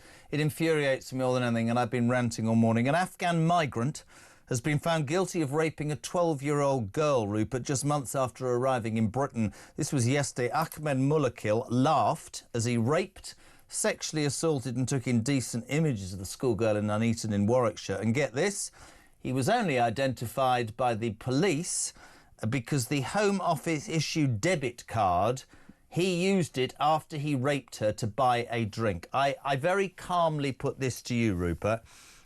The British public aren't going to accept this for much longer. It is no way plausible anymore for the left to say to me, white men rape girls as well. We are letting into our country, let what we called all the names under the sun, but we are letting unfiltered and unvetted into our country men who have a very different value about women, who do not understand those values, who are coming here for the wrong reasons. And I think that any government, and I include Boris Johnson's in this and governments before, have a massive case to answer for, because all we hear about is human rights. Well, what about the human rights of these 12-year-old girls, Rupert Lowe?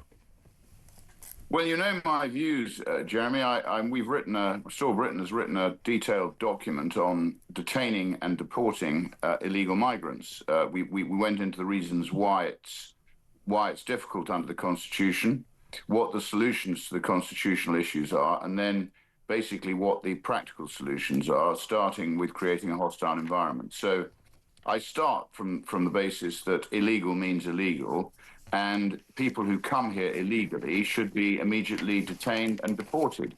Where I think we're going badly wrong is we are actually, not only are we bringing them in, giving them, as you say, credit cards, money, spending money, putting them in hotels, and some of the contracts I've seen which specify certain quality hotels, certain turnaround times for laundry. I mean, the sort of things you just couldn't make up. I mean, we are basically signing our own death warrant. So we are taking in these people. They're from very different cultures from us. They're from collectivist tribal cultures. They have a completely different outlook on life. We are a liberal, individualistic country, and we face very little chance if the collective comes in and effectively occupies our country, which is what is happening. And somebody said to me only yesterday that they consider this rather like the sort of Viking raiders who came and took our women and raped and pillaged. It's almost as if they are invading us and they expect to be able to subjugate, abuse and take advantage of our children and our women, which is just not right, Jeremy. And it's time everybody in this country stood up to it. You probably know I've spent the last 10 days at the rape gang hearings. 20,000 people crowdfunded our rape gang inquiry because the government has done absolutely nothing about it. It's a national scandal. It's going on across the country. And, you know, rape is just one part of it. I mean, today or tomorrow, actually, I've read a witness statement, which is so horrific that when I think it's released, Jeremy, I think the whole of Britain will be absolutely shaken by it. You talked about, and of course it's not right, and I'm with you. I'm with everybody in this, but this to me doesn't even become political. I'd like you to answer this: how have successive prime ministers, cabinets, senior politicians had it in them to just be able to call this collateral damage? I want to say to these politicians, what if that was your teenage girl? I am sick and tired of hearing about, well, it's this treaty or it's this treaty or it's difficult. I don't even think that they should be allowed here illegally. I think the Royal Navy should stop these people coming here. You probably saw in this case that the Taliban actually said they'd willingly take him back to Afghanistan, but that we have effectively no relationship with the Taliban. And therefore, we aren't engaging with them. But my view would be these people should be sent straight back to the country that they came from. Yeah. And they're here illegally. They shouldn't be here in the first place. And to settle them across Britain and put our families, our women, our children and our communities into the kind of danger that this miscreant has perpetrated on a 12-year-old is frankly a disgrace, Jeremy. But I think you asked me what's the root cause of it. Well, the root cause of it is this misguided post-war concept of multiculturalism, which we've been warned about by many people on many occasions. It's taken rather longer than the warnings, to come to fruition. But what we're now seeing is we're actually seeing the depth of the damage that this has done to our high trust society. And I think this is the last chance we've got to actually stand up and address this issue before it effectively washes us all away and we lose the country and the culture that we so value. But unfortunately, words aren't going to be enough. I think people have got to actually do things. I have a saying, watch what the hands are doing, not what the mouth is saying. Well, I think it's time that the hands started doing rather more than they have been doing. And the hands should be effectively detaining and deporting these illegals. We should be detaining and we should be deporting illegal criminals from our prisons, which, again, they shouldn't come here and commit crime. If they do, they should be deported. And then we should start to turn our attention, as we've already said, to those people who are here, who are living on the back of the British taxpayer and who are not contributing to Britain. But the culture that we've created, the DEI culture, which I think is a sort of a reaction of the state to try and protect itself from what it knows is the failure of this multicultural experiment. That is to stop honest, decent, tax-paying people from questioning why what is happening appears to be so ludicrous. And as you know, it's easier to strongly police the people, the indigenous people, than it is to strongly police people who come here who have no respect for our culture, our laws, or us as people. It just sounds, when you describe it like that, DEI, I completely agree with you. I'd said at the beginning of our interview, people will say to me, well, white men rape women. And people say to me, they still say to me, they come from war-torn countries. No, Darren Jones, the majority of women and children. No, you idiot. These are young men who, for a variety of reasons, probably because our welfare state is as easy to take advantage of than anything else in the world, probably because there's no way that you couldn't get into Britain because it's an absolute joke fest, there's no security whatsoever, that you don't have to adhere to anything because the taxpayer is so stupid, or its government is, that will pay for a human rights law to find some obscure clause that'll mean that you can say, well, if I have to go back to Afghanistan, they might treat me really badly. I've had listeners and callers this morning, and I wanted to put this to you, Rupert. This is just a genuine thing, saying that these men should be castrated. There are some even saying that the death penalty will be justifiable. Where are you on that? Well, I think we've made our position clear, Jeremy, for heinous crimes. I think there is now a very good argument, or there is an argument of having the debate about whether the death penalty should be reintroduced. Personally, I support it for heinous crimes. I support it for abuse of children. I support it for things which I think are, well, I'm seeing them, they're so vile. And you've probably noticed, I've had to listen to witness statements for the last 2 weeks, which basically reduce you to incredulity. You just can't believe that one human being can do this to another human being. And it's happening today. It's still happening. So if you notice, the BBC have not mentioned it. Many of the mainstream media platforms, I don't think the Telegraph's mentioned it. To be fair to GB News, who pretty much iced me out of most things since Nigel tried to politically assassinate me, ultimately, even they have carried this story, which, frankly, is the most significant story that the public should be made aware of. This is happening up and down the country, Jeremy. It's been happening for 25 years. And what it shows is massive state failure to serve the people who they're paid to serve. And that's all organs of the state. That is the police, the social services, local government, the NHS, the education system. It's absolutely everybody in a position of authority who should have done a job and has failed to do it. And you hear over and over again from these witnesses, they go to the school, they go to the NHS with all of the, because a lot of these people become very ill because they're being abused by hundreds and hundreds of men. And of course they get diseases, they get all sorts of horrible things done to them which necessitate medical treatment. What have our establishment done about it? Diddly squat, or as I prefer to say, absolute diddly squat. That's what they've done, Jeremy, and they all deserve to be held to account for it. And I said in the House yesterday, when we finish this, when we've written the report, we are intending to pursue private prosecutions against those people who've failed in their duty. And I frankly don't think anybody in public service is going to do anything until they realise the consequences of not doing your job are going to land you in deep water and even potentially in prison. I have a massive belief in the British public. I'm sure you do as well. I've noticed a real shift, Rupert, in the last few months. Somebody sent a text to me. I've never said this to you. I've said it to other people on the show. It was about 6 months ago, and somebody sent a message which simply said, Jez, when the silent majority wake up and realise that their voice can be heard and can make a difference, it doesn't matter the colour of the political party in power, they need to watch out. I don't think the British public right now will accept the immigration horrors. I don't think they will accept the royal family, the Epstein, all those sorts of things. I think people are waking up and believing that their voice can make a difference. Can I be clear? This Afghan rapist we talked about, if you were the Prime Minister today, would that Afghan be sentenced to death? Well, I don't have the power of I mean, we have to stick to the rule of law, Jeremy, so you have to change the law first.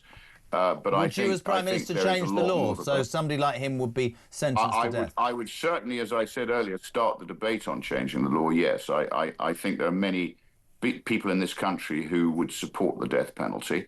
And I think, again, for certain heinous crimes, I mean, this Rudder Cabana character, people like that who've actually committed crimes which are beyond any question, I don't see why we should rehabilitate them or indeed pay for them over many years.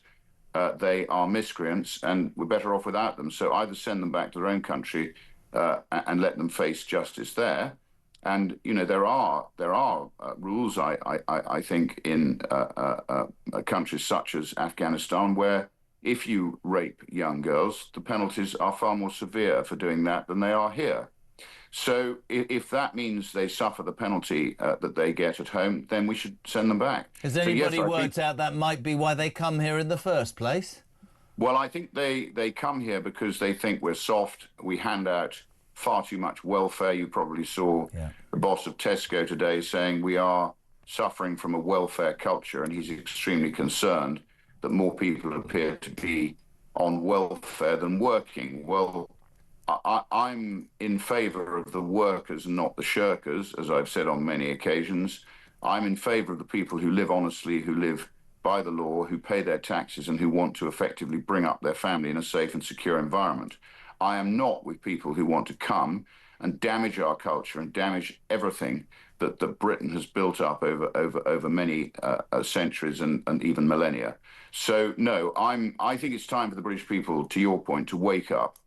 They do need to start to make their voices heard. We do need to start to turn this round, and we need to start making common sense prevail again, because at the moment, from what I can see, our state is completely out of control. It's malign, and it is now the enemy of our people. So I think the electorate needs to get that into their head and start voting for radical change. Rupert Lowe, it's always great. Listen, good luck and more strength to your elbow with the inquiry that you are doing, and we very much look forward to having you on the show again soon. Independent MP for Greater Yarmouth, Rupert Lowe, thank you very much indeed. Very clear, very concise and very sure what he would do. Are we going to the break with a voice note? Have you got me one? Oh, we go. Oh, sorry. OK, Mark's spoken. Straight to the break.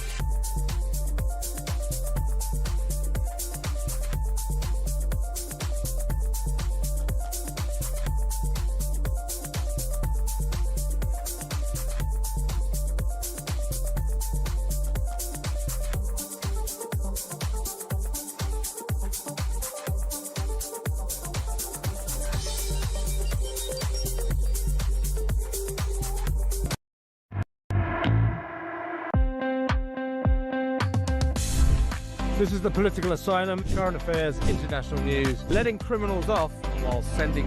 Oi! Oi! You shut up! I'm trying to record something. Stand by for 3 powerhouse hours of breaking news, challenging views. I don't give a flying damn about international law. I think people will viscerally reject this. We're with you every weekday night, Monday to Friday, 7 until 10 p.m, right here on Talk.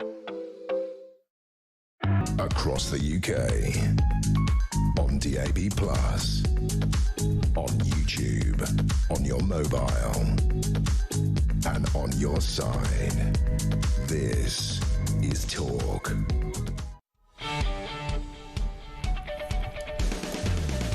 Welcome back, 9:38, not that you care. Almost 20 to 10, Julia here from 10 o'clock as ever, the Queen of Westminster. And don't miss Prime Minister's Question Time. I was going to say unflappable, no, the completely insecure and paranoid Sir Keir Starmer doing Prime Minister's Question Times. That's going to be fun. God, I wish I could ask him a question. Why are you such a complete... Anyway, 0344 499 1000, text to 87222. Loads going on. You remember that interview? If you didn't hear it, tell your friends. Andrew Loney, who has some amazing stuff to say about the Duke of York and, in fact, the royal family in its entirety. This man wrote a book entitled The Fall of the House of York years ago and was ridiculed. There are some shocking revelations, he says, are still to come about Fergie, about Andrew, about the palace, about the royal family. That is on YouTube right now. It is fascinating to listen to this guy, and it gets so much traction. So have a look, have a watch, have a listen, and if you want to be on the next 20 minutes, 87222. Steve says, Jeremy, as everybody always says in politics, as soon as anybody says they have an absolute confidence in someone, you know that somebody's about to be chopped in half. The Labour Party, Parliamentary Party, know exactly what they're going to do. He is essentially a lame duck Prime Minister. Couldn't agree more. John's going, it's drizzly in Bristol. It's drizzly bloody everywhere, John. It's not just you, it's drizzly here. The Afghan migrant arrives here illegally, then commits a horrible, horrible crime and will hopefully serve a long prison sentence. Personally, I'd say life. But he won't. We all know it'll be a shorter sentence. He might only serve half. We have no deportation agreement with Afghanistan, so he'll be released at some point back into the community. It is a complete and utter disgrace. I've just switched from GB News to Talk, says Kay Jones. Nice. Good morning. Surely if the King cares about this country and subject, should he not use the monarch's unused power to kick the government out and call for another election? Because it's wrecking the economy and it's wrecking this country, says Tom in Bletchley. Tom, I'm going to be honest with you. I think the King's got bigger problems trying to sustain his own job right now. Adrian's in Horsham, where I once went for a dirty weekend and ended up in hospital. But that's another story that I'm not sharing with you. Jez, enjoying the show this morning. What, you didn't yesterday? I want to start by saying I have always held Ian Duncan Smith in very high regard. However, even listening to his mealy-mouthed, frankly weak protestations about the illegal immigrant convicted of rape left me in despair. I found his comments aloof, wanting and extremely disappointing. Do something, man, for heaven's sake. Adrian, I will say this about Ian Duncan Smith. He's a man of real honour and integrity, and he cares deeply. I think that all of the Tory party are tainted to a degree with not having done any more, and I think they're very desperate for us to draw a line in the sand and move on. It wasn't just Ian Duncan Smith. There's a litany of politicians who I think would probably look back and say, for example, the Afghan situation, we should have done a lot more a lot longer ago. But you can only look forward, not back. David says, morning JK, is this scumbag Afghan still having his government debit card being topped up whilst he's in prison? Probably, so he can buy, you know, treats and stuff. Don't start me or wind me up. Just want to do another story very quickly, if I can. Reports of anti-Semitism, and you know where I am on this. I have many Jewish friends, and I will forever say that for me any racism is abhorrent, despite what people accuse us of, because we dare to want to do what's right by the country. Anti-Semitism, though, seems to never get the credit's the wrong word, the coverage that it deserves. Is that because of the colour of the skin? Reports of anti-Semitism incidents in the UK spiked after the deadly Manchester synagogue attack of last year. The Community Security Trust, the CST, which provides security and monitors anti-Semitism in the UK, said that 40 incidents were recorded on the day of the attack and 40 the day after, the highest daily total of 2025. Delighted to have on now Gideon Falter, the Chief Executive at the Campaign Against Anti-Semitism. Gideon, I think you know I am with you 1,000,000%. I'm really grateful for that as well, because unfortunately we're living at a time where that is not a given. You know, there's a lot. I have to be really honest with you.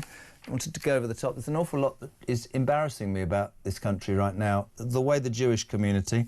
I told somebody the other day, actually, that Jake Wallace-Simmons, I was at the airport about a month ago, and there was a Jewish man and his wife, and I don't even know what... I just said sorry.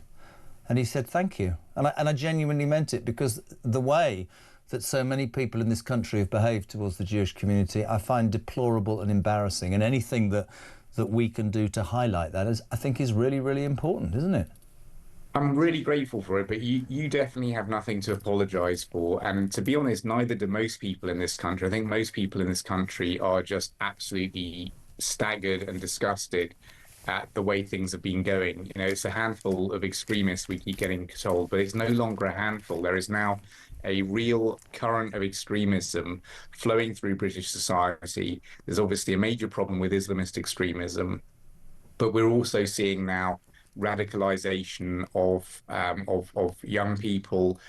This sort of far left extremism is growing more and more stronger and stronger, and it is having an effect on this country. The country is changing, and as is always the case with this kind of a problem, it's when you get rising radicalism, rising extremism, it's the Jewish community that feels it first. We're the first targets for these kinds of people. Why do you think, Gideon, why do you think that is? Help me out. Why? Why should the Jewish community be targeted first and foremost?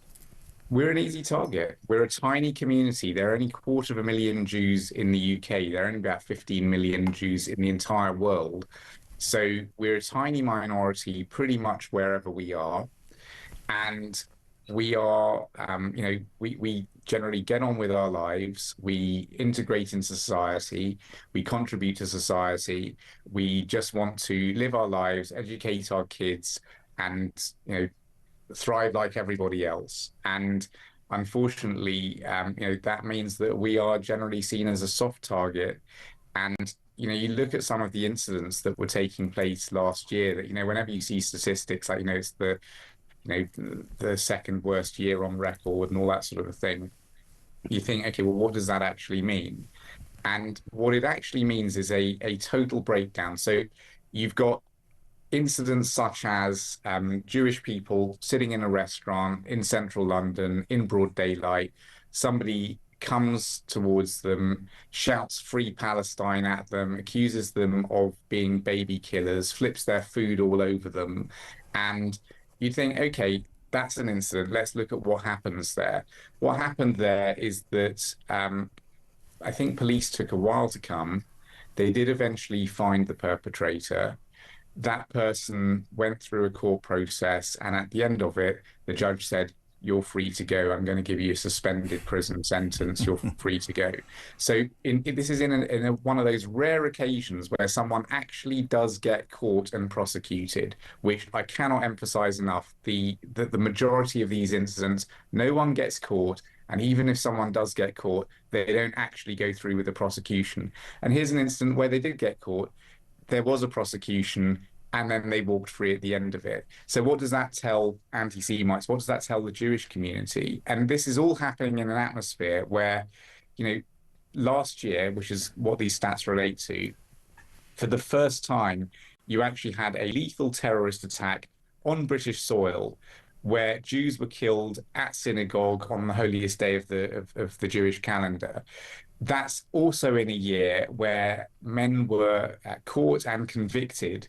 They'd acquired, I think, 4 assault rifles, hundreds and hundreds of bullets to go and carry out a mass shooting of Jews in the UK. Thankfully, our security services got there first and caught them red-handed with the assault rifles, and they've been now convicted. But that's the kind of environment, that's the kind of risk that we're facing. These are the kinds of attacks that could be happening. And just look at what the atmosphere is charged with. Wouldn't it be interesting, my friend, to The spike is undoubtedly happening. You can look at October the 7th. You look at the displaced view that everything that happens in Gaza is 250,000 Jews fought in England, which is ridiculous and ludicrous. But would it not be very interesting? Because if we're being really, really honest, the reason the government are impotent on this is because they are terrified. We know this. Look at the demographics, look at the seats, look at everything that is taken as a decision by this government. Let's take you to the Bell Hotel in Epping that caused all the hassle with the illegal migrant. The 2 young girls attacked sexually. The migrant hotel next to the secondary school. The mothers, the pink ladies come out and they say, we're not right-wing thugs, we're not fascists, we're protecting our kids. They go to the council go to court and win, and that hotel cannot be used again for illegal migrants. Our own government takes the council back to court and says the rights of migrants are more important than the rights of the indigenous population. Wouldn't it be interesting if this government did the same for the Jewish community, as it seems to do for almost every other community, including the Muslim community? I don't see why the Jews are always targeted. I really don't. It's wrong.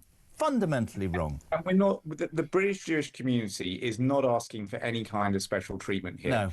We just want level playing field, right? And look at how the law enforcement system reacted after Southport. All of a sudden, police forces up and down the country were going out of their way to bring people in, tear them off the street. Crown Prosecution Service reacting with rapid, record speed. Courts were able to organise hearings straight away and dish out sentences. And that's for what happened after Southport. Now look at what happened after the Yom Kippur terrorist attack in Manchester last year.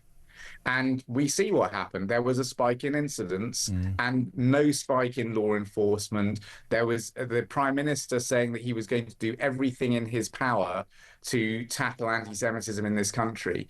And, you look at the kinds of things that are going on. We had that horrendous incident last year where Bob Villan standing on the stage at Glastonbury, all death to the IDF.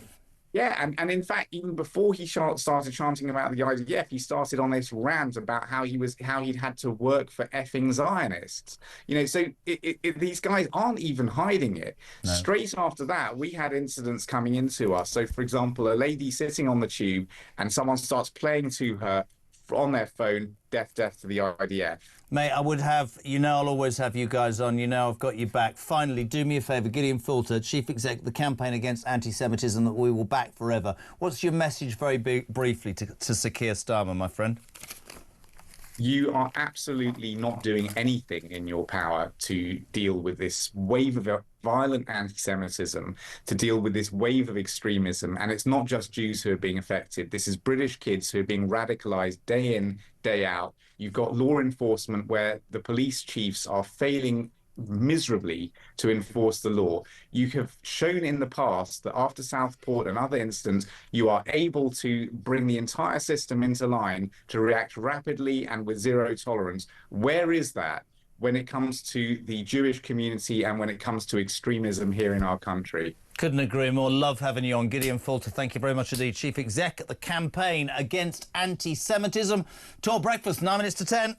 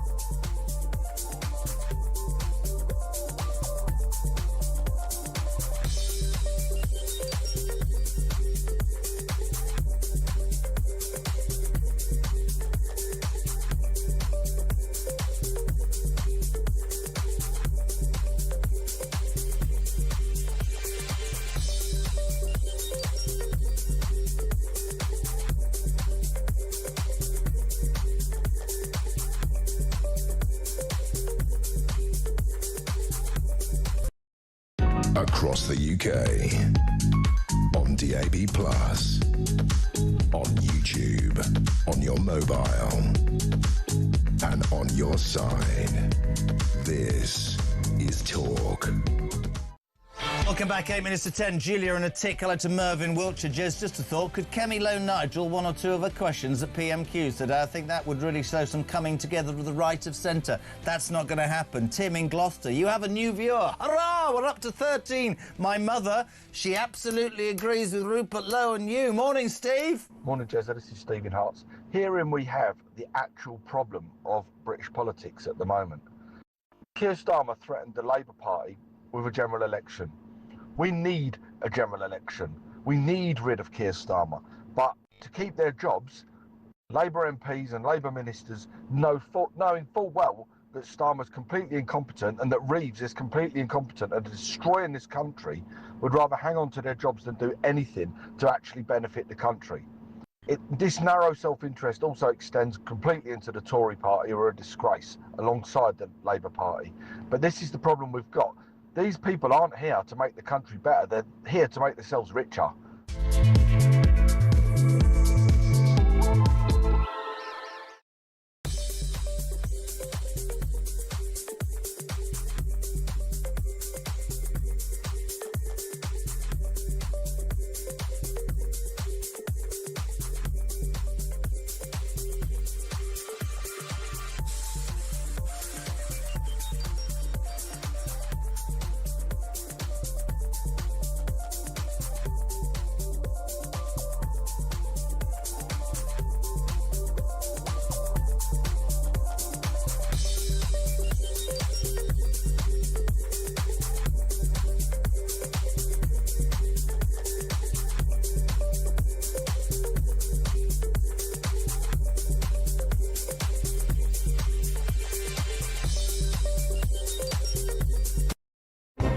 We genuinely are on resignation watch. There is absolutely no doubt about it. Labour MPs, they say, listen, Keir, your position is untenable. This is all about appointing that rat, Peter Mandelson, who faces a criminal investigation. Can Keir Starmer survive the Mandelson scandal? We have breaking news for you. We've just been talking about, of course, Morgan McSweeney, the Chief of Staff. We've now had another resignation from Number 10. And Keir Starmer's Director of Communications, Tim Allen, has now also resigned. The plot is thickening. The noose is tightening.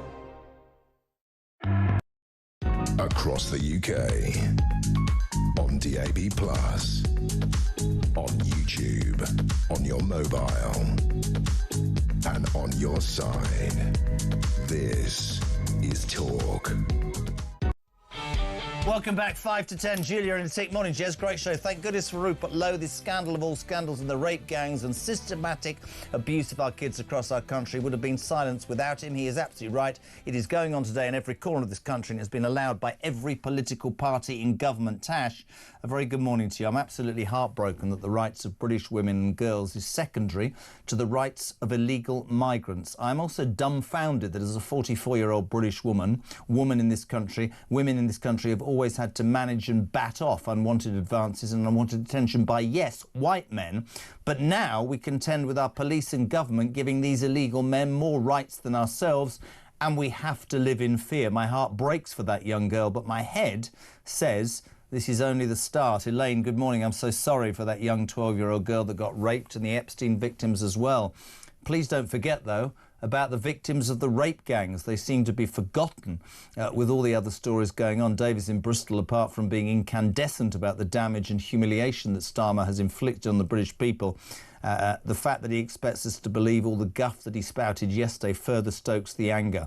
We all know about his working class cabinet. Some have never worked. Doesn't matter if they've ever come from what they consider a background. They don't know what they're doing. Hello to Alan Hanratty. Hope I've got that right. Morning, Jez. My first job was delivering and filling the shelves of a chain of bakery shops. I didn't enjoy it, so begrudgingly I gave up because I always had the cob on. Do you see what he did there? It's quite clever. This was because, by the way, that actually Kemi Badenoch yesterday went to McDonald's and served burgers and things and talked about the importance of first jobs. Nice. Jeremy, says Zarina, his government is letting down our children and young people in favour of economic migrants, boat people and criminals. Ivor? He's not an engine. Morning, Jez. My first job was working for the butchers. He used to say to me, this is very good, don't sit on the bacon slicer. I'm getting a little bit behind with my orders. Do you see what happened there? Good.